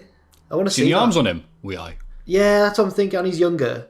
Not the Peyton version of Don Callis, but then Don Callis has got more length. He could stand out. Not like that. No. I've heard he's the longest in the shower as well. And he's got an invisible hand. Yeah. Oh dear. It's a good gimmick, that. Yeah. Apart from that, on AEW pay-per-view, the Ethan Page Karate Man we've already done. Chris Bay versus Manic versus Araju was alright, but they're doing a weird thing with TJP where he's Manic, but you're not supposed to know if he is Manic or not. Apart from the fact that Matt Striker said, it's TJP, like the entire match. And Sammy Callahan and Eddie Edwards had a match with barbed wire and a barbed wire N64 controller. Oh! So that was that. Okay. And also the women were all awesome and carried the pay-per-view. And Tommy Dreamer is still having the same crappy matches he's had for about 20 years. That was the Impact Wrestling Roundup. Is it worth watching, Maffew? If you like barbed wire and 64, I'd watch that match. If you want to see the main event because you love AEW, I'd watch that. If you like solid women's wrestling, watch that. And if you don't like all of them, no. Fair enough. I'll say this though, the production was way better than the last year's. Absolute awful, crappy, who the hell is doing this production they did. So yeah, there we go. There's all the Impact people rushing their computers to say thank you for mentioning this company, and we'll go back to AEW. Penelope Ford beats Layla Hirsch with help from Kip Sabian and Charles Taylor, who was Chucky T. Lost that match, so now he's the young boy to Miro. Afterwards, Taylor is forced to tell Orange Cassidy that Miro is his best friend now. And JR could not have rolled his eyes any harder. My God, I hope he's okay, Jim. Because this week of all weeks, he was not liking what he was saying all the way through the night, and it was so distracting. So distracting. there was a tag match where it started to break down, and Excalibur's like, "It's breaking down here." Referee trying to get control, and JR goes, "Doesn't matter." Yeah. I think at some points he was sounding like how Ross is going to sound hour 35 in this Rumble extravaganza, where he was just getting prodded. He's like, wow, God, they're really athletic. They went back to sleep. But good, you know what? Sometimes it's good that Jim Ross only gets a few lines in rather than crapping on the product like he did last year. So he's actually improving. He's doing all right. See, positive podcast. Well, no, I just thought, because he has been doing better, I just thought this week it was so noticeable. It was almost as if he was just saying, "Oh, this is crap. I don't like what I'm watching." But yeah, we'll move on. It's fine. Jim Ross is nice. There we go. Kenny, Gallows, and Anderson took out Penta backstage. The bastard. Tony Khan, I'm losing the ability to speak now. I'm very sorry. Tony Khan books them in a 6-man main event at Beach Break against Phoenix, Pac, and Moxley. And is it just me, fellow Newcastle people, but was it weird to see them hyping up lovely, sunny Beach Break in February? I'm looking out the window. All I could see is snow and sleet. I found it unusual. I'm just checking to see if the snow is laid from last night, but it hasn't, unfortunately, around here. Look at you. Well, yeah. But it is a bit weird, but I like it. I like to pretend that it's sunny, you know? Isn't that when spring break happens over there? Like no, that's in the Easter holidays. I beg my pardon. I think. Have you put that in a video? No, I don't know how I know that. I think it's just because they all go home for that and then they come back for their finals. That's right. We've seen too much American TV and film on that. Yeah. And Jericho and MJF cheat to win the Inner Circle tag team match between Jericho and MJF, Pride and Powerful, and the brand new tag team of Sammy and Hagar, done specifically just so they can get a cameo from Sammy Hagar. One for the dads. One for the dads. Yes, I could tell this would have no reaction whatsoever. Yeah, I had no idea who he was. Oh no, really? Sammy Hagar? Yeah, I tell you what though, this is the single best match I have ever seen the conscience of 5-star wrestler Mr. Jake Hager ever wrestle in my life. He was on fire from start to finish. Fantastic. It was the bit where they were trying to cheat, so the baseball bat would come in and he'd just kick Jericho. And then MJF had the diamond ring and he just punched him in the face. Yeah, He's like, no. I'm not being funny. Where's he been? Like, ever? Like, if he can do that, where's that been? Like, ever? Turns out he's a very good hot tag. When he's not when he's a face, but when he's not the most detestable person in the match. Yeah. What a lovely compliment. So yeah, Jericho and MJF cheat, and they are the official Inner Circle tag team. Yeah, Sammy's got to be turning soon, hasn't he? Get Proud and Powerful out there as well. They're completely They were. I was wanting them to win because they're the only tag team. But no. No, not anymore, Jack. No. They're neither proud nor powerful. Is their tag team's name Maxwell and Christopher? Because that's what they seem to be calling themselves backstage. That's what I got from it, yeah. We need to talk about MJF, actually. He's still... Oh, what's he done now? He's still trying to get our attention, bless him. Are we ignoring him? Famous last words there. Good, no one's going to cut and paste this on Twitter. So go on, what were you going to say about MJF? He replied, not only could I batter him, but he also replied on... No, I'm joking. He replied on Twitter to mine and Ross's tier list rankings for the AEW roster and said, I should have my own tier. And everyone went, ho, looks like at MJF is going to tear into at Jack the Jobber and at Ross on Wrestling. And I'm just like, please don't, mate, please don't. My ego's too fragile. No, it's fine. I'm ready for him just to call me I'm fat. not ready. I'm fine. Ready, he's going to call me fat and I can't speak English properly. Maffew, what's he going to say about you? Nothing. Sorry. Well, nothing this week. It's like, damn it. He had like 5 pages on bad cameras and autofocusing between fixed now, so I'll be all right, mate. I'll just stand behind you two. No, I can't wait. It's like being insulted by Don Rickles. It'll be a compliment to be roasted by MJF. And we'll pretend to be all offended and upset. And then to go suck on Twitter because people are going to go, he's right about all of you, you bastards. Yeah. See, I'm used to this now. I'm numb. Yeah, I'm numb to it as well. That's why I can't wait for it. Bring it on. My numbness goes in waves. Sometimes I don't care. Sometimes I get upset. I hope that he catches me on a don't care what people think day. You know, I'll get more mad when people say stuff like, oh, you know what, Maffew, you're stuck. I know. Maffew, your hair's terrible and your skin's bad. Yeah, I know. Walter's mediocre. Right. I've had enough of this. God's sake. Anyway, NXT. Kushida and Leon Ruff opened the show, defeating The Way in the Dusty Classic quarterfinals. Who progressed to the next round, Maffew? Go on. I didn't see the show, but I imagine Kushida and Leon Ruff. Yeah, No, they did. Not The Way.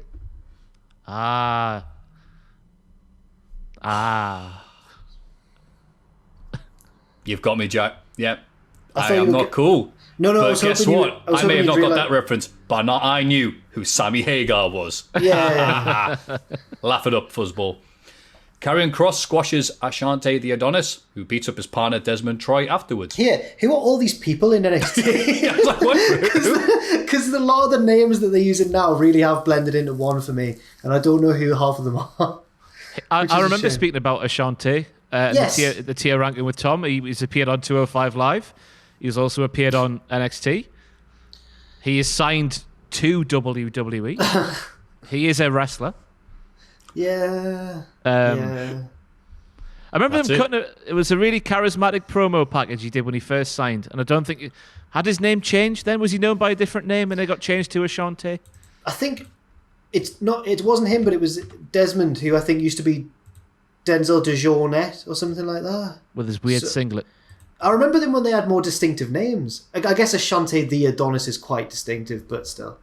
It's hard to remember that. It's not like a Tyler Rust. You hear Tyler Rust once, No, but he's you never another forget it. he's another example. Like, I can't picture him in my head. They all meld into one. Tyler Rust. What's the one you were bigging up earlier with the blonde hair? That you said looked amazing. The one with the blonde hair. On NXT that you were bigging up earlier on. I've forgotten his name Was completely. I? He was on this week's NXT. I was bigging him up. He did the run-in to help people.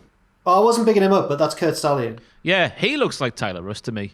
Yeah, they're all yeah. NXT. Lucha. I'm not listening to any of this because I've just seen this result and then how to feel. The Lucha House Party, who are in NXT and Raw, Yeah.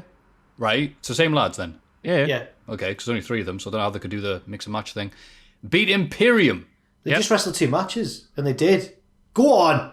They've also Go on, beat Lindsay. They've also beat the Hurt Business recently. They're on a tear. They are. Go on, lads.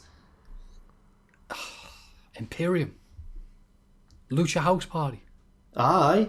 Imperium aren't that good. But it's going somewhere, Maffew. Don't worry. Don't worry, Maffew, because Alexander Wolf came back and he did the pose.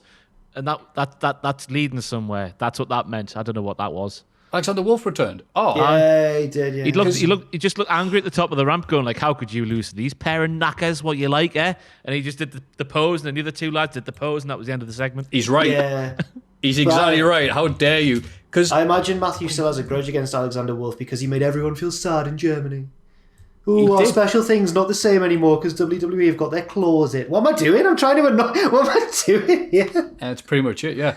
Oh, God, I wonder what happened with him. Because, yeah, his last match that I thought he had was, bloody hell, March of last year. Just like to apologise for that. So I don't know where that came from. I'm so sorry. Oh, no, it's all true. I can't... It's because I'm... No, Jack, don't say those... Because I was actually, jealous of everyone having a great time and being mates in Germany and that. But never You mind. can come along. I nearly did it last year, but then obviously decided against it because it was just before lockdown, and then I wouldn't have been able to do it. And then I wish I had because it would be my last thing for a year to do. But never mind. Kid Rock, Lonely Road of Faith, when the anniversary of this coming up, bloody hell. But yeah, he showed up as a surprise, and they were basically, and he won the shotgun title, and he went, "Aha, I am here to stay." Basically, he's on loan from WWE, and they go like, "Yay!" And we're like, "This is a bad sign, isn't it?" Like, Yes. the homegrown talent, and the German's like, "Shut up, you idiots!" I'm like, "Oh, fine." And then and I wonder, has he just been there with the I don't know lockdown and where he's everything? been. And he only returned October to NXT UK Yeah. to lose to Noam Dar in London. Oh, the poor bastard. I've got to stop saying that word. I'm very sorry. And then he's just lost every match since. All 3 of them on NXT UK. Oh, I've been NXT UK. No, I haven't seen him. But he's on Proper One now. All right, cool. Proper one. Don't say Proper. that because Pete Dunne was staking his case to take the title off Finn Balor, and Pete Dunne said he built a brand. He made NXT UK what it is today. Oh, he's to blame. Yeah, why would you own up to that? Casey Catanzaro and Caden Carter face Tony Storm and Mercedes Martinez Mercedes brackets. I'm losing, but at least I'm on Retribution Martinez in the Women's Dusty Classic. So surprised they didn't call it anything other than the Dusty Classic, but for the women. Trying to think of a classic woman wrestler they could have named it after. Yeah, true. The sister Sherry Sweet 16. That doesn't work as if there's 8 of them. You tried. No, it's all right. It was a good effort. Whatever. There we are. Io Shirai sneaks in to take out Martinez, but Casey debuts an outrageous top rope finisher to pull off the upset. What the bloody hell would you call this, Jack? Corkscrew, reverse, 180, meat-faced cheese pizza. I love that cocktail. I don't know what it was, but it was cool. I've never seen it before. Yeah. Fantastic. Tyler Rust convinces Regal to book him against Bronson Reed, which makes his manager Malcolm Bivens very nervous. Bronson wins. Better luck next time. Rust. I don't know what to say about him. Yeah, but I've been moaning about this name as well. Sorry, go on, Matthew. What were you going to say? This is... Why have you typed that, Jack?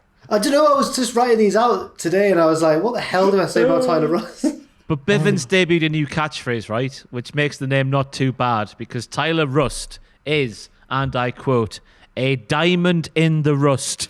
Nice. Nice. Time to go home, everybody. I want Rust to do well, because he's good. He's better than having that name. And also we'll get to see more of Malcolm Bivens, who's like the best. So I hope that happens. I'll could be like, you either go Rust or get bust. Something terrible like that. No. Caught my maybe next week on a rusty nail. Do you remember that song? No. I went to a party at the county jail. Caught my bollock on a rusty nail. I've just misremembered Elvis, haven't I? Caught my bollock on a... What? Where have I heard that? I've definitely heard that lyric somewhere before, but that's not how the Elvis version goes, is it? I burst my jailhouse cock.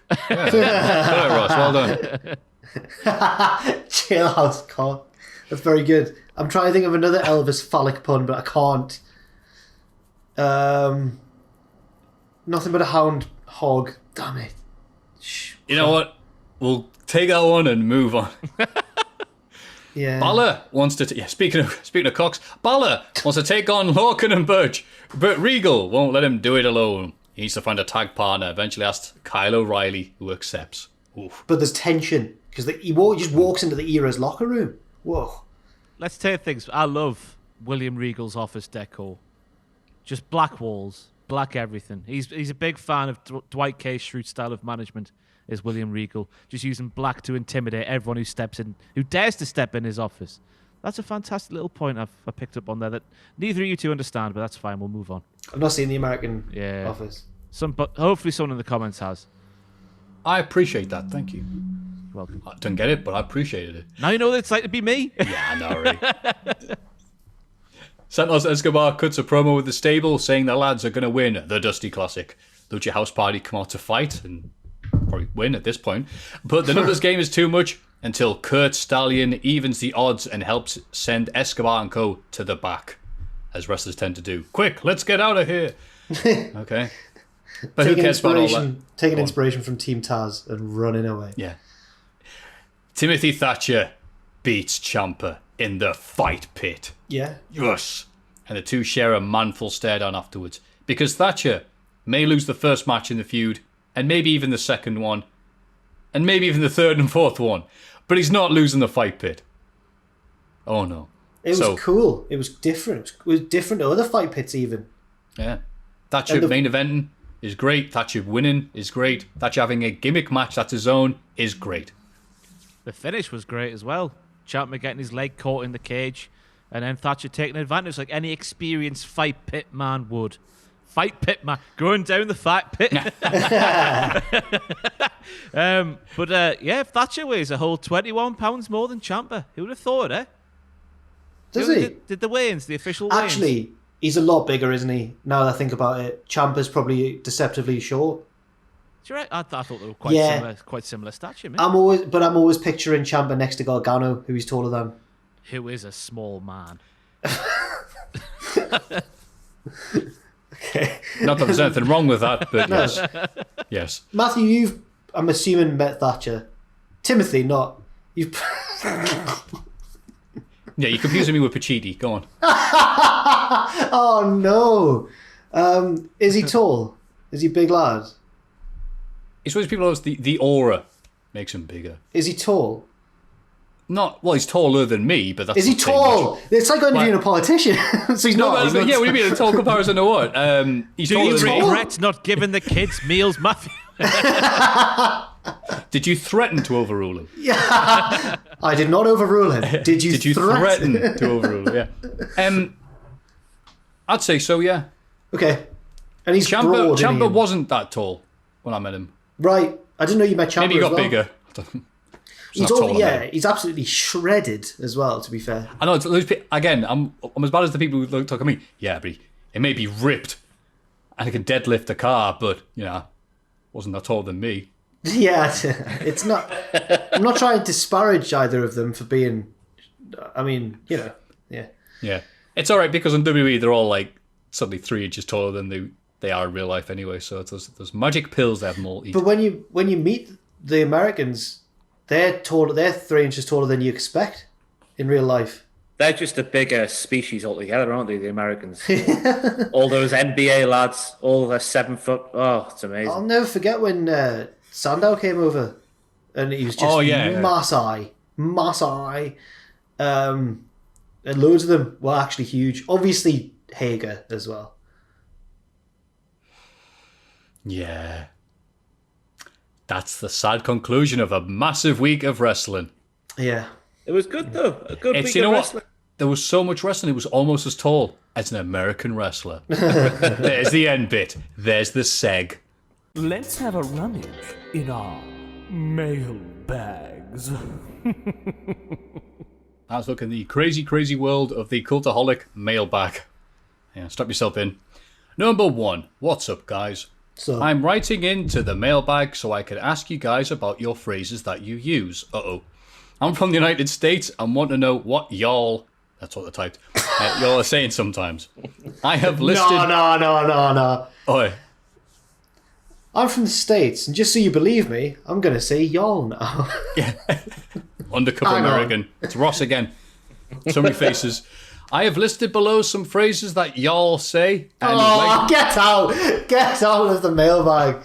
I would like to know what they mean in regular English. How very dare you? And Yes, then, we're speaking premium. how are they going to sign this off? Fine and dandy. Gonna have some iced tea on my back porch now. Like, what? Come on. It just says ye and haw. If you think of any more that are not on the list, please add it on. Okay. Sincerely, Broke and Rubbers. Oh, okay. It's all right, I guess. Yeah, the return of the silly names at the end. Good. All right. Canny. Nice Yeah, person. nice. Or quite. He's canny tall. Quite. So canny can be nice or quite. Also, canny. Which means take it easy. Yeah. Be okay. Be nice. Bonny lad. Beautiful boy. Nice person.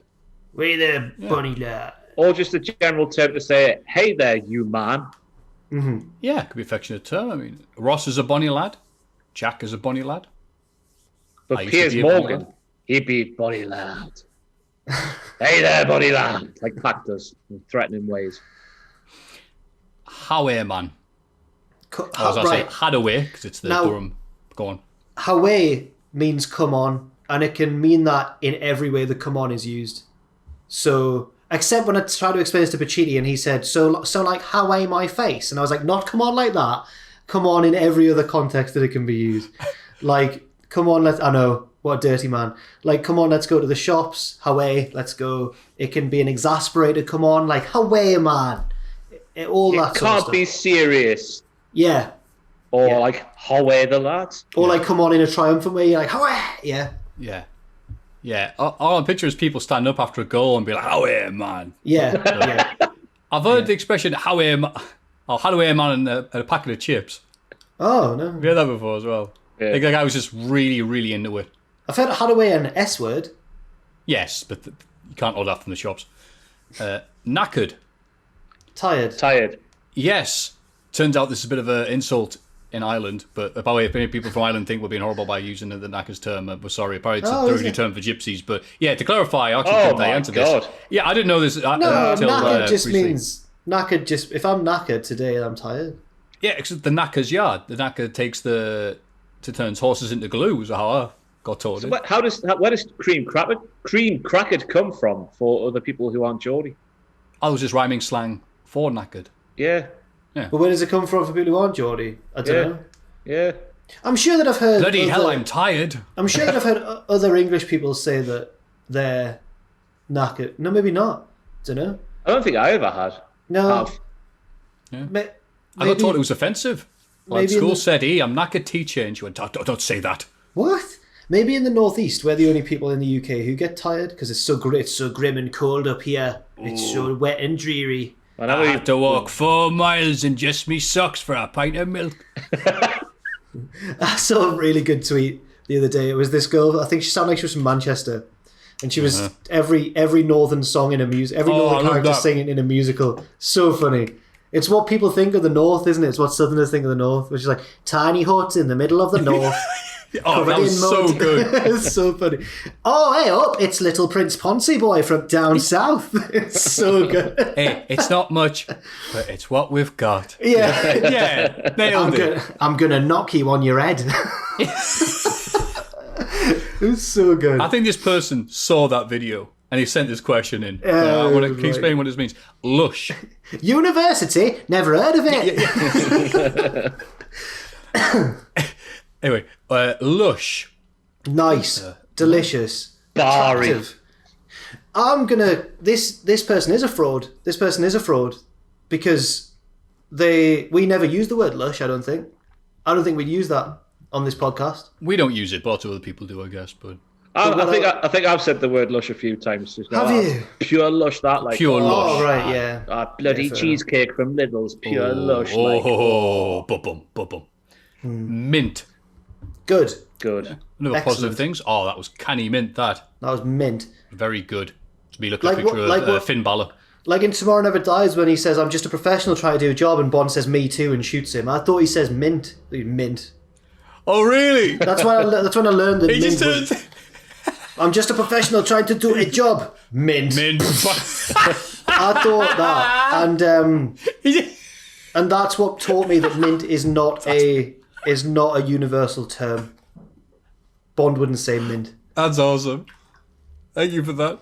Proper. Very. Howard, some of these are easy. I'm just a professional doing a job. Proper mint.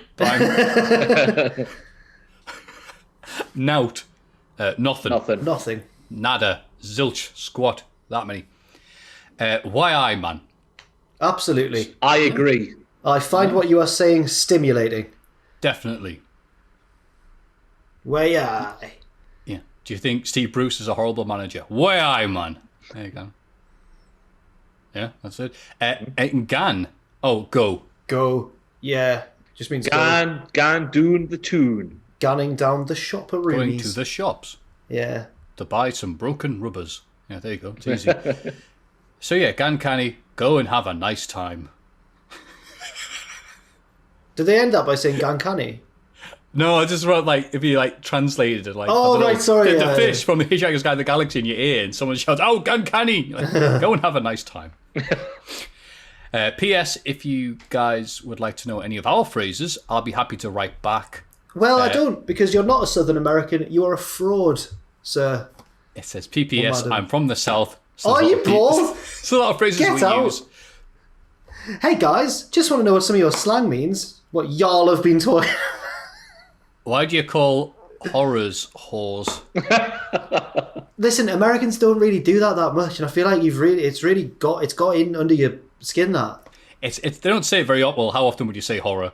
But as soon as you hear it once, you're like, wait, what did that guy say? So two different things.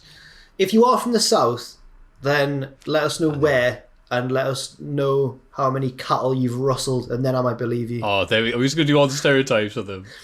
How many local recipes for barbecue ribs are there? Oh. How do you eat your grits? Yeah. What is a biscuit? Is a biscuit to you a savoury thing?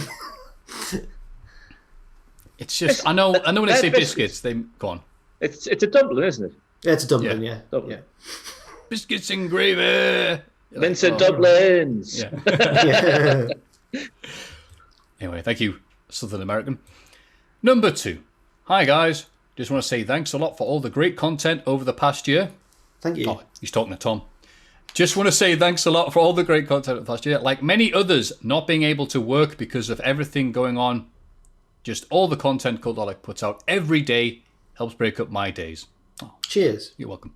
My question is, we all know Michael Cole has become a voice for the Stooges in his ear when it comes to his commentating, but I do believe he was once a brilliant commentator. His commentary when Mankind won the title still brings a smile to my face, even now, 22 years later. Jesus, don't say that. What is your favourite bit of commentary ever? It says here, mine has to be what I just mentioned, or Jim Ross commentary when Tyson Austin got at Monday Night Raw. Thanks again for everything you guys are doing. Ben in Belfast. Thank you, Ben in Belfast. Should we just think of good Michael Cole bits? Because I don't believe that he's Northern Irish. He's a fraud. Oh, there we I'm go. just going to do this with everybody. Are you from Derry? No, sorry, go on. I think, just thinking about, because I've had similar questions over the few years we've been doing this. I think best Michael Cole commentary moments, because he has You've made that question impossible. Because, no. He did have that one spectacular moment when Eddie Guerrero was wrestling Brock Lesnar at No Way Out 2004. And Michael Cole did this beautiful summary, which you wouldn't expect for him. As Eddie's either come down the ramp or it's just before the pre-match video. And he goes, of all the issues Eddie has had over the years, of all the obstacles he had to overcome, will there finally be a way out tonight for Eddie Guerrero? I was like, whoa, where did that come from? The grassy knoll. Well done, Cole. That was a good one. Yeah, Cole is good, isn't he? When he did, was it the UK tournament that he did when people were like, oh, when Vince isn't talking to him, I think a modern example of really good commentary was when Kofi won the WWE title and Saxton was commentating. Yeah. That was a really good moment, that one. Was a good one. I can't think of many classic ones because everyone knows them, the interplay between Gorilla and Heenan, especially at the 92 Rumble and all that sort of stuff. JR whenever Austin did anything. Mine's JR. You put the combination of JBL, a clothesline from hell, and JR together, and it's magic every single time. But the best one ever. It's just the way JR would sell it. It's amazing. But I think it might be SummerSlam 2000 or maybe 2001. It's definitely a SummerSlam. But Shane McMahon's running around the ringside area. I don't know if you remember this, Maffew. And JBL comes out of nowhere and just twats him with his clothesline from hell. And JR is like, just the way only he can say it like this. He's going, "By God, how do you do?" it's just absolutely fantastic. I don't know what year it is, but someone needs to find that and send it my way. It's amazing. That's nice. Also a big fan of when Pacitti turned heel in WCPW and Cornette goes, "Adam Pacitti!" That's really good. He thought it was a fan. He had no idea Pacitti was doing it. He's like, "What the fuck?" Because he had no idea. He just thought it was a fan. What a mark. Also, special shout-outs to Bobby Heenan during the Survivor Series 93 match involving the Hart family versus Shawn Michaels in the night. He just lets loose. Was it Helen Hart at ringside? He goes, her face... all those wrinkles, her face could hold a 7-day reign. Will you stop? He goes, it was the guy who's doing it. I forgot who he is, but some game show host. He goes, "Hey, Bobby, he's going to come up and come and get you." He goes, "Well, that'll take 2 hours. We'll be off the air by then." He's so good. All right, well, the Hart brothers could probably take you, Heenan. And he goes, "Well, if he's got a nice car, he can take me anywhere." Just. He's had a UFC fight this week where the guy's just not even looking at the dude as he's punching him, going, "I'm the best fighter ever." Oh yeah, that was crazy. That it was Max Holloway. Bloody hell. I thought, I can't remember the other guy, but it's just, I don't follow UFC that much because it takes. If I did that, I'd have to be full time, and I'd just not sleep with this and wrestling. Yeah, but that was amazing. Yeah, almost amazing as our next question. Hey guys, I'm Sean from Liverpool. Are you really from Liverpool though? Yeah, I'm doubt. I've recently just beat COVID, but I'm suffering long-term effects where I'll need ultrasounds on my liver and abdomen due to swelling and it's blocking airways to stop me breathing properly. Oh. I hope you're all staying safe. I love this show when none of us read the questions beforehand and we go immediately from ha Heenan old people to oh god I've had COVID with no in between. Hopefully you're all right, man. I did send them about 7-8 hours ago. You're right. I always think it's funny when I read them and get a genuine reaction, but sometimes it's like, oh god. So sorry, Sean. I hope you're all right, man. No break there, and I am staying safe. Stuff like this. Get well soon. Yeah. A question for each of you. What year in wrestling is truly underrated? Mine is 2005. We have the John Cena and Batista rise, Matt High's return and feud against Edge, solid tag teams of NMM, London, Kendrick, Lance Cade, Trevor Murdoch, Vito dressed up in a dress on SmackDown, and Paul Burchill thinking he's a pirate. Got there in the end. I hope when things are back to normal to meet you all one day. Let's hope we see the end of it soon. Thank you for getting me through lockdown and recovery. Utmost respect for each of you. Cheers. Thank you, Sean from Liverpool. Take care of yourself, pal. What underrated years? Well, can we see 2020? No. And say 3 good things that happened? Cause, no, we can't. Nah, it's just too soon. All right, then. Can we say 2019? Yeah. Because we had the birth of AEW. Yeah. We had... Kofi versus Bryan at WrestleMania. Right, yeah, a very feel-good WrestleMania, even though it was very, very long. And we had... was that Royal Rumble good? Oh, it was alright. It was an alright one. It's the one that Seth won. Yeah, and then was it Becky won the women's one? Yeah. Which was a good moment, but maybe 2019's not underrated. Maybe it's just rated. Maybe it's because 2018 is really good and 2020 is really good. So 2019 it's alright. Underrated. 2016, 17, that sort of time. Not necessarily for what WWE did, but just the general wrestling landscape being very weird and fun. Okay. Yeah. It's looking back. I'm doing a thing on. It's a good point there, Ross. I'm doing a thing now where I've got list of dates of indie shows because it's always fun doing this on this day stuff, malarkey, and but by this point it's all WWE and WCW, ECW stuff's been done to death. So now it's just what was happening in this little indie promotion? And you think back to 2016, 2017, it's all gone now. But there was Defiant Wrestling, North Wrestling. No, there wasn't Defiant Absolute Wrestling. No, it wasn't called Defiant. All right, WCW then. Yes. And all these other companies, just in Newcastle upon Tyne alone, all of everything else like that. And you're right, it was the wild, wild west for a long time. And we don't have that anymore. And it's, I do miss it. It was cray. But I'm glad I took advantage of it when it was there. I liked getting drunk in different Weatherspoons around the country. That was the best part of it. It's just what's this Weatherspoons like in Milton Keynes? Oh, it's massive. I sound like such a northerner. I've never been this far south before. No offence to anybody from Milton Keynes, but what a soulless... No! I've got to say, Ross, one thing that WCPW taught me was that Milton Keynes is underrated. I can just remember that one street, and all the buildings looked the same. And there was that one corner where the bars were, and that was it. Everywhere else looked the same. It looked like a zombie apocalypse to happen. There was a lot of right angles. There was a lot of squareness. But the bit we were at, it was like being on a cheap holiday in Spain without the weather, because you had an English, everything was English, but in a Spanish, on a holiday way. There was a Red Lion, and went in there, had a full English. It was a great. I really enjoyed that Milton Keynes little bit. Loved it. What drink was Adam having in the morning? Bloody Mary, maybe. A Bloody Mary, that was it. Going into a breakfast bar and everyone's having a bacon sandwich or whatever, and he's sitting there with a Bloody Mary. Bloody Mary's like a wow. It's a rumoured to be like a hangover cure. So that might have been why he was doing it. I don't know what's in it, but it looked horrible. Tomato juice. Yeah, that's probably it. I think that'll wake you up in the morning. He'll have been drinking it because it's meant to cure a hangover, I think. I'd just like to point out Adam's not he's not being really weird there. It's a thing, I think. But I don't like them. Yeah, that's the one time he's not being weird. Yeah, relax, folks. See, it's weird you used to talk about Milton Keynes, because when I used to live in Northampton, we got Milton Keynes for a day trip, because he had the mega, what was it called? Mega Mart? I forget what they're called now, it's been a long time. I remember asking someone that, the Mega Mart there, the bus station, and someone said, oh yeah, they got rid of the bus station a while ago. I'm like, okay, cool, so there's the Mega Mart and cows. You'd go for a day trip to the bus. Look, I'm not saying Northampton's much better, but, Now, that's our underrated year of wrestling. Milton Keynes. Yeah, Milton Keynes, 2016, something, Milton Keynes. Fantastic. I hope that answered your question there, Paul. Oh, and another question here. Ahoy, hoy, gents. Hi, people doing ahoy, hoy. Ahoy, hoy. Ahoy, hoy.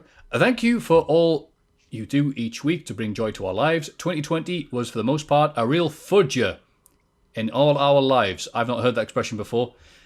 I get what you mean, though. And though it had its down moments, I can say one of the highlights of lockdown, alongside getting a new job, was rediscovering my love of wrestling and discovering Cultaholic. While we can't do much in these wonderful lockdown times, having wrestling Cultaholic streams and videos to look forward to has helped give my life and many others structure, joy, and kept my sanity intact. That's good. I felt compelled to write this message as it's the time of the year where I first came to experience the joys of wrestling. As a young 12-year-old lad, a classmate lent me, what else? The Royal Rumble 2000. They should swear on that when they go into office. Just a VHS copy of the Channel 4 airing of the Royal Rumble 2000. Taped on VHS, and I fell in love immediately, thanks to the madness of it all, from Cactus Jack and Triple H's classic street fight, and the insanity of Mae Young and the joyous fun of Rikishi and Too Cool dancing away to a huge crowd reaction. It was silly, it was bloody, and I loved it all. So hooray to silly wrestling bollocks, and hooray to the Rumble. In brackets, anyone but Charlotte and Brock, please. Oh. As I rewatched the 2000 Rumble match, I noticed that entrant number 5 made the first elimination, Rikishi, and wondered to myself, is that a record? It wasn't. But I felt compelled to watch the start of every Rumble in a mini form of what awaits Ross, Adam and Owen to see who did get the latest first Royal Rumble, and picked up some useless trivia as I did so, which is now in the form of a quiz below. Oh, okay. I ended up making a chart/table with the information I found, which, having watched Maffew on Desert Island Graps, I know now may seem something about the way my mind works. Nothing wrong with that, pal. So, onto the quiz of men's Royal Rumble first. Sadly, Maffew has to be the quiz master and can't join in. But let's be honest, he'd probably run away with it if he joined in. There we go. I don't even need to prove myself. I feel as though Ross has now gone, hang on. I think he's changed the plan slightly. Well, because I do the mailbag. I think everyone knows that. But the questions were attached in the same email, so immediately I saw the answers. So how could I be one of the participants in this quiz, having already seen the answers? So you two are the contestants, and I am the quiz master. No. Bit of quizalicious for you, bye-bye. Right, you ready? Any more for the email? Or is that it? It just says a couple of letters. Pass over to Ross from prompt to quizalicious, which you've just said. That sounds like a Ross sentence there. Yeah. Yes. Quizalicious. Have a wonderful... Sorry, go on. Sorry to talk over your intro. Have a wonderful 2021, lads. From sunny Salford, Andrew Bolton. P.S. I want to do wrestlers as characters in Hades, but I think only Maffew could have answered. Personally, for me, Hades is Beardy Trips. Thank you for your email, Andrew. Now, thank you, Andrew, for being a cool dude and liker of me. I appreciate that. I hope to win this quiz to make you proud. He's called Andrew Bolton, but he says he's from Salford. I don't believe he is. How can your surname be a different place to where you're from? You should do this every week, Joe. Yeah. Yeah, each week people have to have a picture of them with the most distinctive part of their area. Yeah. So Milton Keynes blokey, him and some cows. Salford. Oasis. He's got to find. He's got to find. Yeah, he's got to. The class of '92. He's got to find all of them. Giggs, Scalzi. He's got to take a picture with Beckham. All of them. Because we have all our photos of Shearer, obviously. But don't speak for yourself. Ugh. Oh, sorry, you got who have you got? Monkey Heat. Kevin Phillips, Niall Quinn, Julio Walker. Julio. What a guy. Charlie Wyack. No, not Charlie White. Shut up. Stop belittling my football team. I don't know any Sunderland players anymore. Charlie White. Don't even know how to pronounce your striker's name, mate. Ah, God. It's been very sad for you. This is an amazing introduction to the quiz that Ross is about to do right now. Are you ready, lads? Yeah. So, should we do this fastest? You need a buzzer noise. No, I want to. I like the idea of that, yeah. Oh. So, Jack, what's your buzzer noise so everyone at home knows? Jack. Maffew, what's your buzzer noise so everyone at home knows? Diddler. Question number Still 1. funny. Who was the first man to eliminate someone in a Royal Rumble match, and who did he eliminate? Jack. Go on, Bret Hart. Incorrect, Maffew. Diddler. Demolition Axe. Incorrect. The answer on this bit of paper now is Jake the Snake, who eliminated the natural Butch Reed. Wow. Question number 2. Jake entered 5th, and this was the record for the latest entrant to score an elimination, until who broke this record, entering 9th in the 1996 Royal Rumble? Can you clarify what that... So, to me... Diddler. Go on. Is it Diesel? Incorrect, Jack. Jack, assuming the question means what I think it means, like, no one had eliminated anyone until this person came in. That's what I'm thinking it is, yeah. What year was it, sorry? The record was 9th in 1996. Until 96. who broke this record, entering 9th in 1996. Oh, 96. So no I think idea. this means. I think this means Shawn Michaels. Yokozuna. Oh, Again, I'm not too sure what that question means, but there we go. Question number 3. Yokozuna only ever scored the honour of getting the first elimination of the Royal Rumble once. In fact, only 2 men have scored the first elimination more than once and hold the joint record of twice. Who are they? Jack. Go on Rikishi. then. Incorrect. Diddler. Go on then. Kane. Incorrect. Oh, this is hard. CM Punk in 2014 and 2010, and the British Bulldog in 1995 and 1992. Oh. Question number 4. In 1992, the British Bulldog eliminated the $1 Million Man before Ric Flair hit the ring at number 3. This feels like it happened a lot, thanks to recent Rumbles, but in fact has only happened 7 times. Can you name any of the other 6 gents? Jack. Diddler. Jack got there first. Steve Austin. No, Maffew. What? 2010. CM Punk.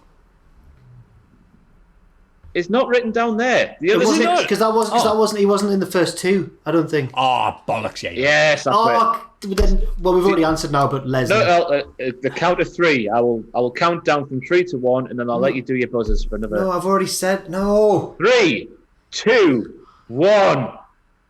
Jack. Jack Lesnar. answers first. Lesnar. No, Lesnar's not on the. What does this question mean? I thought you had to this point. Yeah, go on. The Bulldog eliminated $1 Million Man before Ric Flair hit the ring at number 3. This feels like it happened a lot thanks to recent Rumbles, but in fact, it's only ever happened 7 times. So did Lesnar not do that in 2020? Did he not eliminate someone before the next one came out first? I'm just reading down what's written on there. Okay, well, I'm gonna find out what happened then while Maffew. But answers. they did a list. You can't go. So the 6 names to pick from. Go on. He could have had Elias, Jeff Jarrett, Rusev, Alex Riley, Michaels as number 3, wait outside the ring until Shawn was gone, and finally Coco Beware. Oh, this is people who were eliminated, not the people who eliminated them. Oh. I read the words in the order they're written down. I don't know what else to do. Oh, right. Yeah. Okay. So Alex Riley. Oh, okay. Anyway, next one. This amazing quiz. Coco Beware was eliminated by Ted DiBiase, and of the 6 names above, one of them also got the first elimination of a Rumble as well as being the first man out. Who was it? In different Rumbles, I'm guessing. Like, they got the first elimination in one Rumble, but they were also the first man out in a different Rumble. First elimination and first man. Yeah, how could you be the first? Does it mean first man out to the ring? It must mean. Yeah, exactly. You got the first elimination, but then you must be the next elimination out after the first elimination. No, I thought one Rumble he was the first elimination. The next one, the next Rumble he was the next one out. All right, that must make more sense. Then, yeah. Cool. Can you say names again? Elias, Jarrett, Rusev, Riley, Michaels, Coco Beware. Which of these was it? Which of those? Yeah. Diddler. Go on then. To guess, but Riley. Incorrect. Jack. Michaels. It's Elias in 2019 who threw out Jeff. And then what? And then what? And then what was the second part of the quiz? While all these gentlemen had the embarrassment of being hurled out before another man had entered, they never went out first more than once. Only one man has done that, and as a clue, he also holds another more famous, pathetic Royal Rumble record. Who is it? Diddler. Santino? Correct!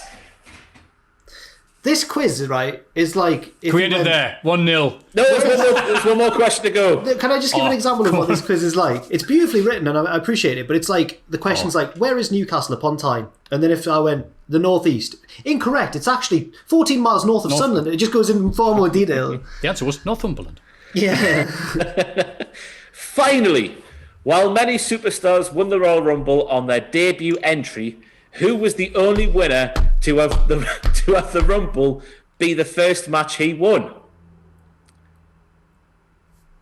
So their first match ever was a Royal Rumble win. Go on. Ric Flair. Incorrect. What? No, it Diddler. It's going through these all in my head really quickly. Diesel. Incorrect. I think it means their first professional wrestling match ever was a Royal Rumble win. Oh, not their debut in WWE. Okay. The first match ever was a Rumble win. I think that's what the question says. Oh my God, Diddler. Vince McMahon. Of course it is. Oh, right. I think they're like... That one was a good question. That was the end of the quiz. quiz. That was... Yeah, you're on a high note. Thank you, Andrew Bolden. You're amazing. I won that quiz. Matthew's won 2-0. I've been embarrassed there by Maffew and by Andrew. Sorry, I like when people send in quizzes. The mint. Please, more quizzes. Please. And that was very well read. My God in heaven. Ross did word good. Thank you very much. Please send in your other questions, quizzes, thoughts, theories, and everything else that you want us to butcher on this podcast. And you can send them to mailbag@cultaholic.com.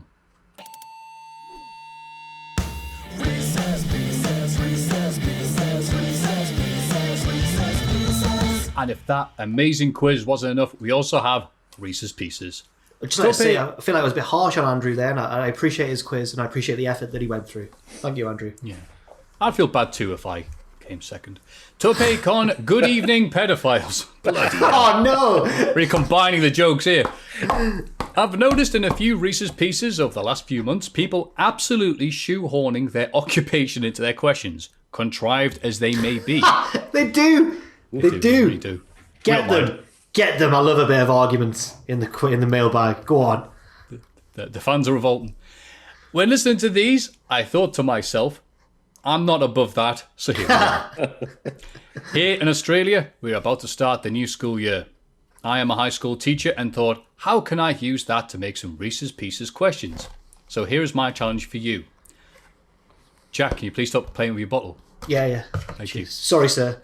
I will say some stereotypical type of students you'd expect to find at school, and you have to say which wrestler comes to mind first. The teacher's going to start stereotyping kids. Your answers can be either if you think the wrestler was that type of kid at school, or the type of student somehow relates to a wrestler's career. Okay. Be interesting. So we'll go around in order. We'll go Jack, Ross, Maffew. The teacher's pet. The teacher's pet. It's harder. William Regal, when he was in 2001. Ricky the Dragon Steamboat. Oh, yes, good one. Seth Rollins has strong, teacher, you forgot to give us homework energy. The kid who'd punch you first, then cry when punched back. Peter Avalon, because he did it on Dynamite this week. Baron Corbin. No. Nah, he's way too big. He would. He'd punch you first, he'd take your helmet off. Nah, not the. That's the actual American footballer Corbin you're thinking of there. I'm thinking of the heel. Oh, football Tom. Kid Corbin. Not football Tom. Not bitch tits Tom. That's Roman Reigns calls him on Instagram. I will go with, after last week's Twitter feud, T-Bar. The Dibber Dobber. What? Which, if that American person is watching, translates to the person who always tells and snitches. Oh, right. I'm going to dob you in. Is that what you'd say? Proper tittle-tattle. Proper telltale. A tittle-tattle. There you go. Proper grass. Is that the Australian then for it? Dibber Dobber? He's a bit of a Dibber Dobber, mate. I'll go for Seth Rollins, I guess. Oh, I'll go for Gerald or Pat. Stooge. Oh, literally. That's good wordplay, Ross. That's where you get paid the big bucks. I will go with John Cena. Yes. He looks like a guy who tells somebody so it makes himself look good. The student who you can clearly tell that parents did the work. Oh. Did the work. I just missed what was said there completely. I heard the student and then my thing dropped. Whose parents did the work. Bless you. His parents did the work. What does that mean? Oh, the homework. Like, it's a project that comes in, it's all nice and fancy. He goes, you didn't do this. This is a very teacher-based question because they'll say, all right, make this. They'll come back and be beautiful.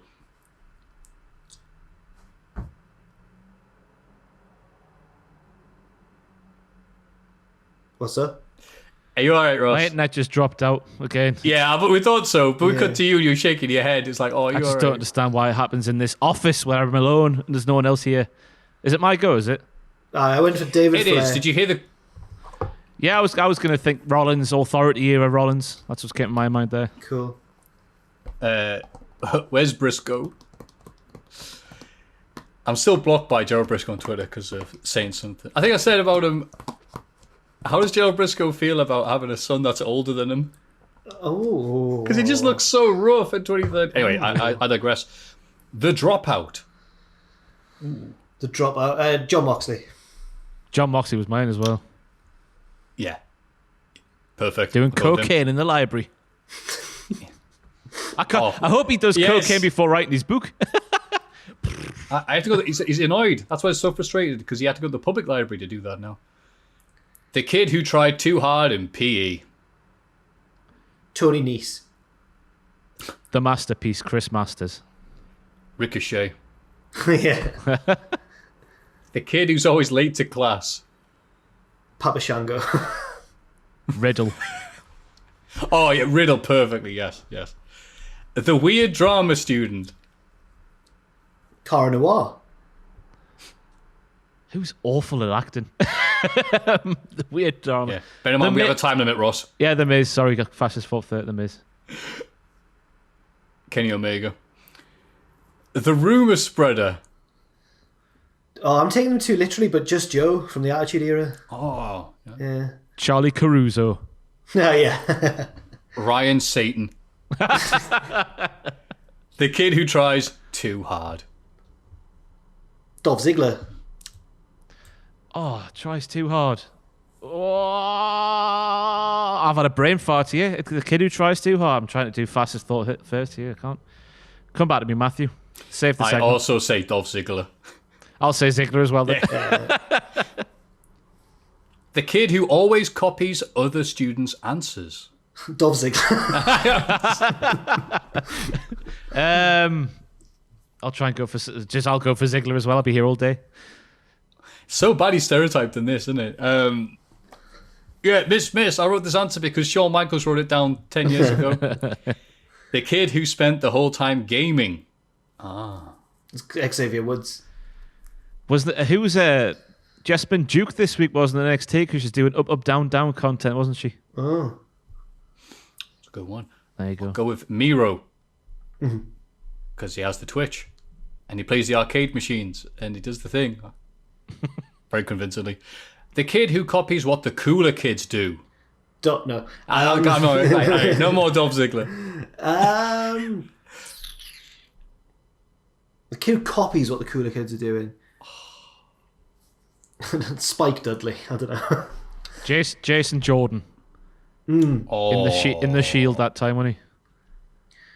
Triple H, who's taking photos of the NXT rookies. Triple H is the correct answer. Not only then, but when he was the Clicks driver as well. Yes.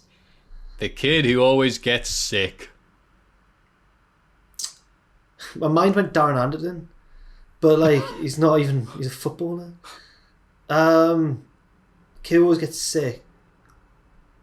I don't want to choose someone who gets injured all the time. I want to choose someone who just disappears from TV and then will crop up as if nothing. Tucker. Oh. Ultimate Warrior. Sid. The kid who intimidates kids to give them tuck shop money.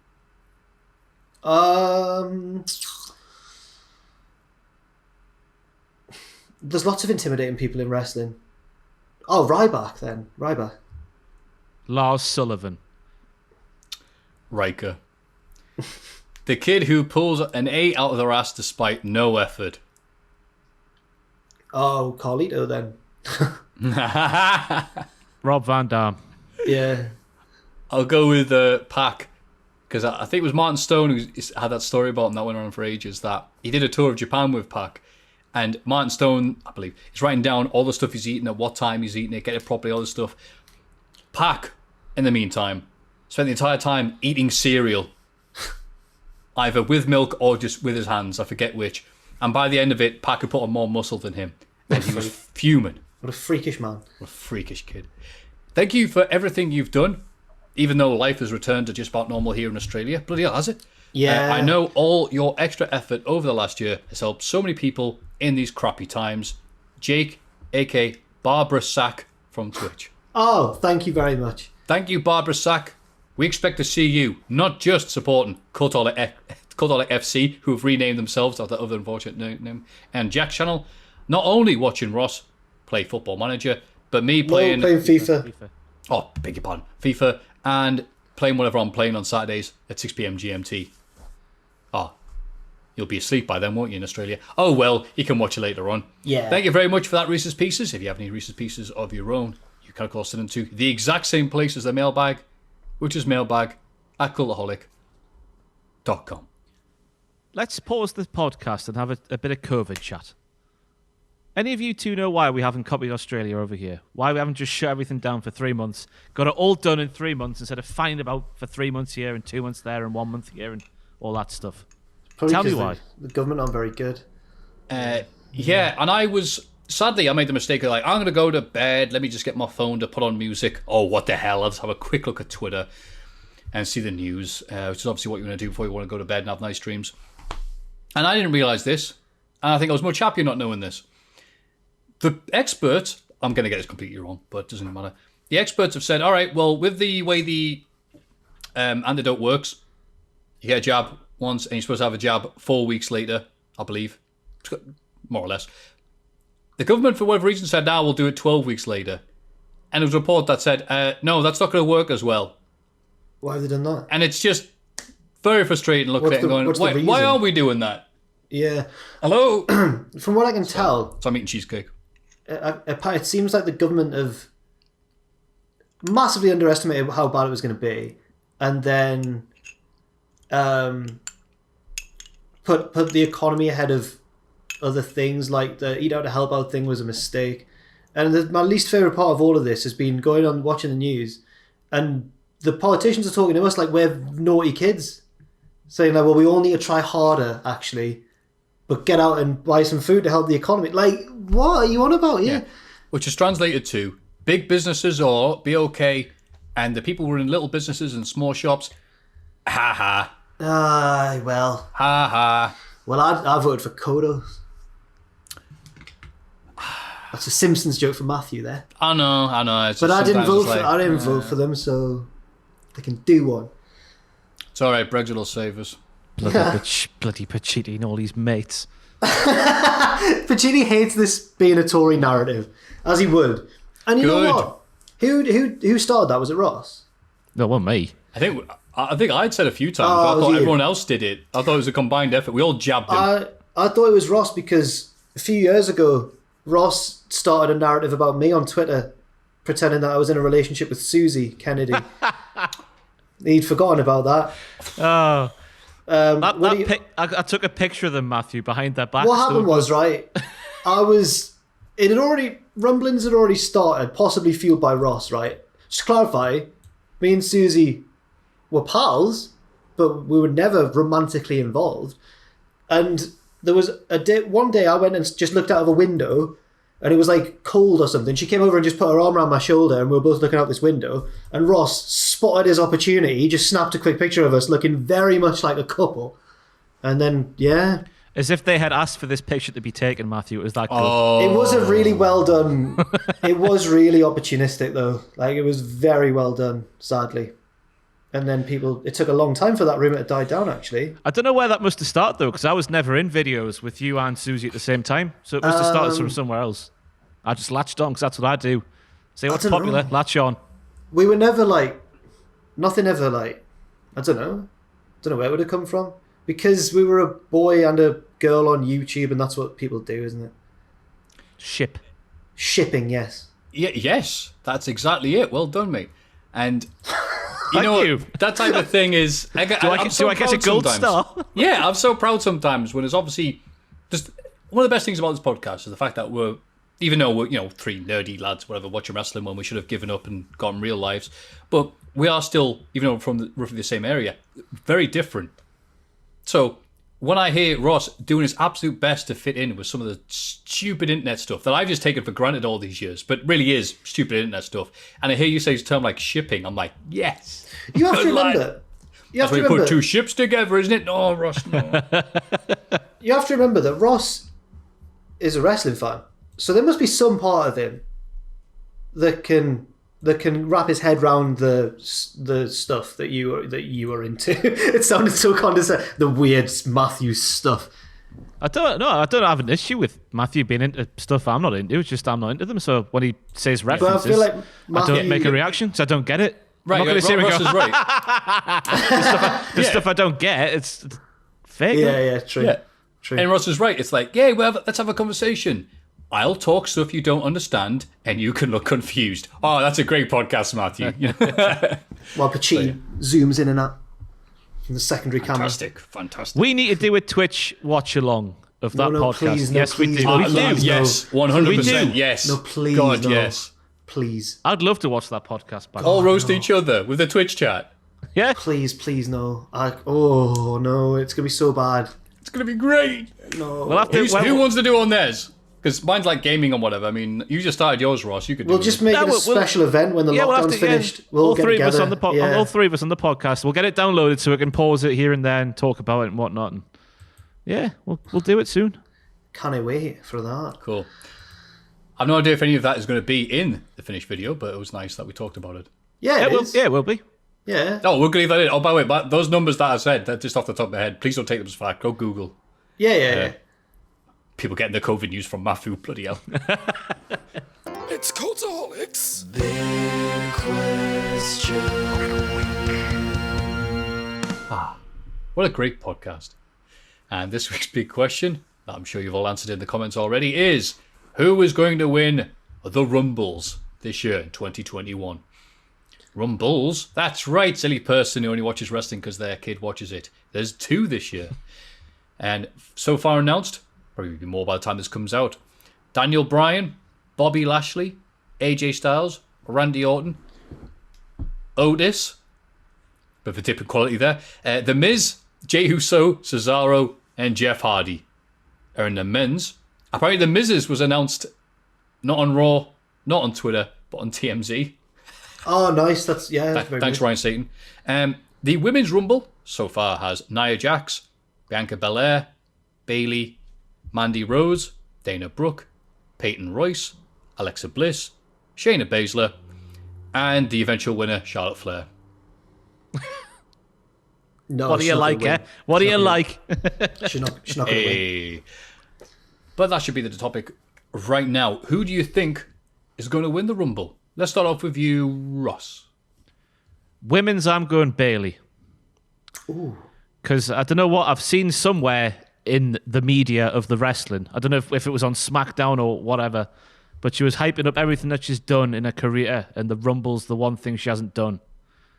So I've seen that done before, and it's led to things. So I'm going to go for Bayley for the women's. As for the men's, I think it's going to be someone that we don't see coming.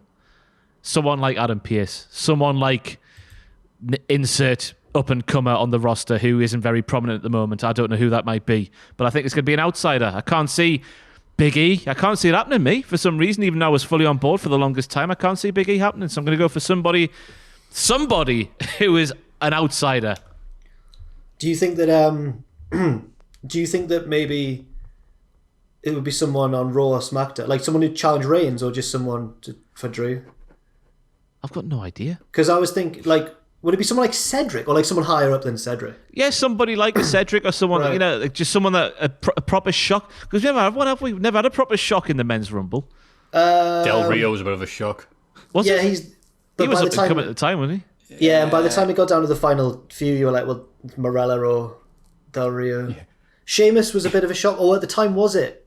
Just because it wasn't world champion, wasn't he? By the time, yeah, just because it wasn't Jericho. That was the only shocking thing about that. Right. Yeah. Maybe there's never really been a massive shock, has there? No. Well, I'll go for Cedric as my definitive pick for the men's as we're sat here right now. Cedric. Wow. Not Colin Jost? No. Fair enough. Well, if Otis wins the Rumble, that means he's going to lose it to The Miz in February. Yeah. I will go with, for the women, Rhea Ripley. Not been announced yet. It's a good show. She's got so much build on her and hype around her after dominating, keyword there, NXT for so long, and she needs to get the stuff that happened at WrestleMania last year away off her and come into WWE, the proper division, and stomp everybody.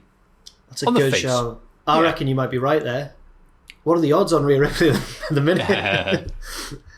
The men's, it's weird because, as Ross said, maybe they're looking to have a surprise one, because there really has to be one.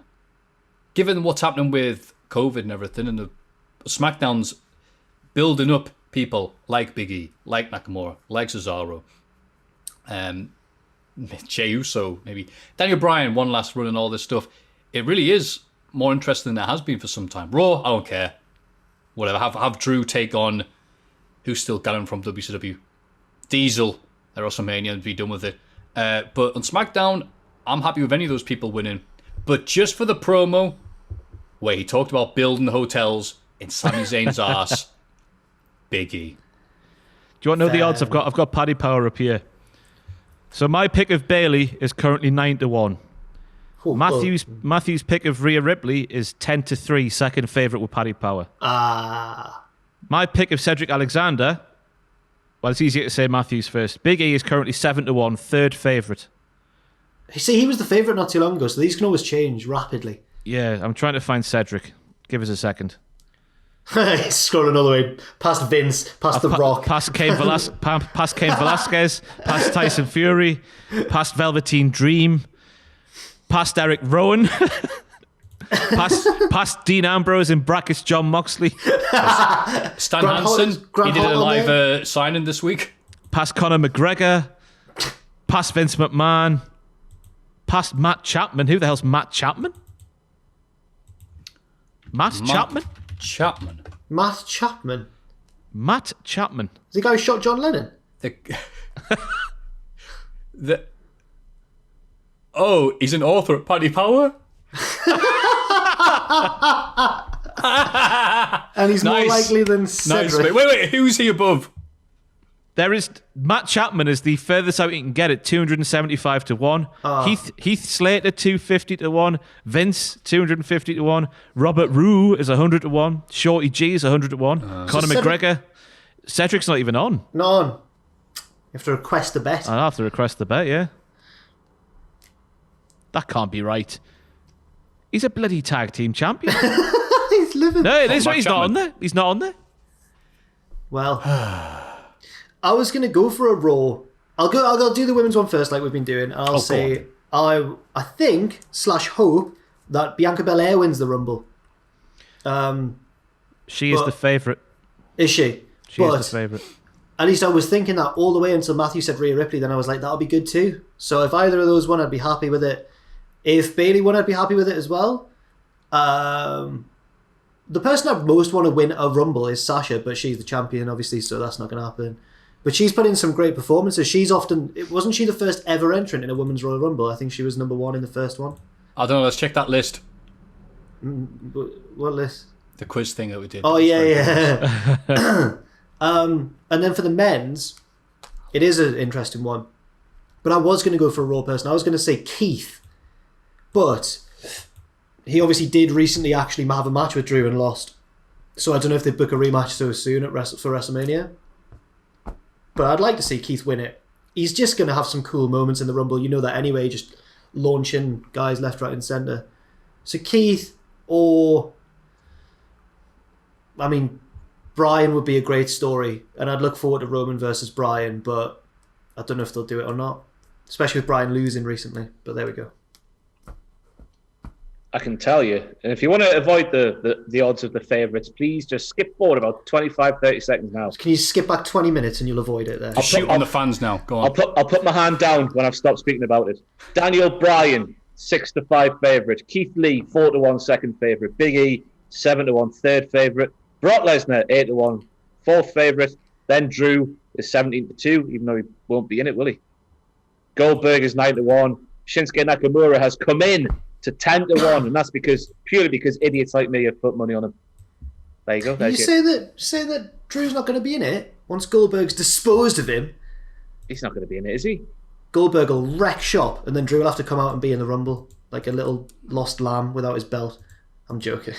He'll be in his slippers and dressing gown ready for the summer wine repeat. Come on. Yeah, I'm going to be terrified watching that match. Never let Sam Driver forget that he pretended to be happy when Goldberg beat The Fiend. It'll be good. No, that was It'll be good, he said. He spent the next 3 weeks on Twitter arguing with everyone who told him he was wrong.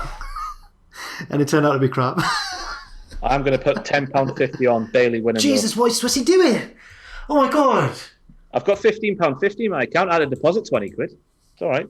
Oh, I'm scared for you. Place the bets. Bailey. It's on. Oh my God.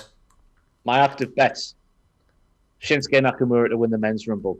Potential returns of £2,525. Bloody hell. And Bailey with £10.50 on returns, £105. The Young Bucks make that in a week, though. Did you not see? I was going to say... Pocket money.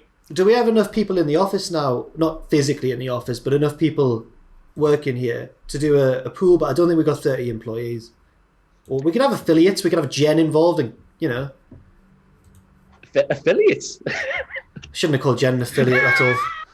Oh, God. It's a good job she's not popular online or anything. No one's going to give me grief for that. Good job there's no sad people at home who'll be jumping to a defence saying, how dare you, Jack? I will save you, Jen, from this tyrant arsehole.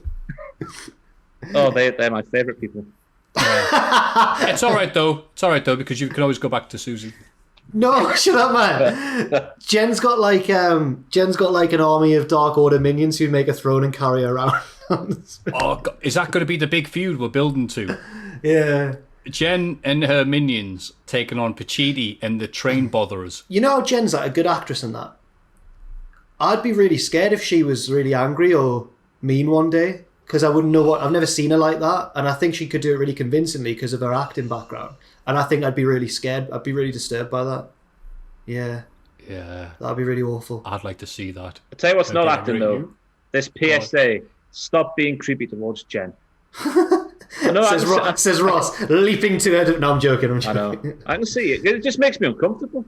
I know, but I've never met anyone in all of like the people I've met in wrestling who are so good at brushing off creepy comments as Jen. She's just, honestly, doesn't mean you should do it, but she's incredible at dealing with some crap that she shouldn't have to deal with. Like,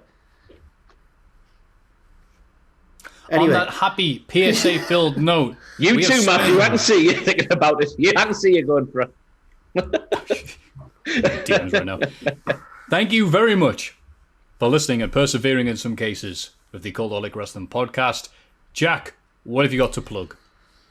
Cultaholic FC, every Wednesday, 6 p.m. We are top the league. So we are top the league. So it's going really well. And check that out next week. And look out for the punishment this week, which I'm sure Ross is going to mention. Yep, 1 p.m. GMT, unless Adam changes his mind, which he probably will do because he does it all the time. All the way through until it's done. That'll be on YouTube, whatever the live link is for the cult. What is it, Jack? Cultaholic YouTube. I think it's Cultaholic. YouTube.com/Cultaholic/live. That's the one. That rings a bell. Yeah, I'll be on there after one. I'll tell you what the current thing is. I said it last week. I'll say it again. 1 p.m. it is Adam and Owen. Then at 5 p.m. it's me and Owen. Then at 9 p.m. it's me on my own.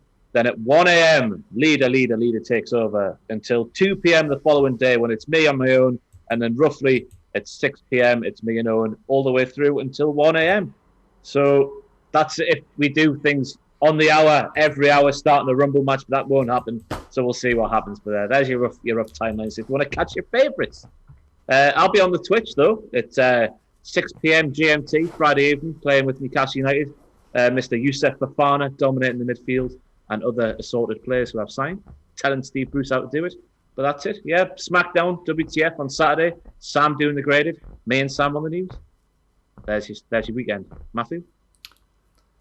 You know what, Ross? It's a shame because I was wanting to see more of you, and it's lacking this week. God, so have to wait until next time. Then have the weekly podcast we do, launched every Friday, and there'll be me, Twitch, and a bunch of lovely, lovely people who listen to this and tell us our thoughts on what they thought was good. And even though it's only been 2 days after recording, I go, "What? Did I say that? Yeah. What quiz? What Rumble entry? Go away, crazy people!" And I'll be looking forward to see you there. But if not, don't worry. As long as you, the lovely people, are keeping yourself safe and happy and mentally stable during these horrible, horrible times. Unless you're in Australia, in which case you can do what the hell you want, apparently. That's all that matters. Of course, the Hall of Fame recap at patreon.com/Cultaholic. And mails, theories, questions, and whatever you want to send us. Please send them to mailbag@cultaholic.com. We have been Cultaholic. You've been amazing. We like to end each podcast by putting our fist towards the camera, especially now that they don't autofocus, make me look stupid. And on the count of three, we do the famous expression, which is 1, 2, 3. Join us. Join us. Sorry in case my sound's terrible. Sorry. Ross hates you all. Bye.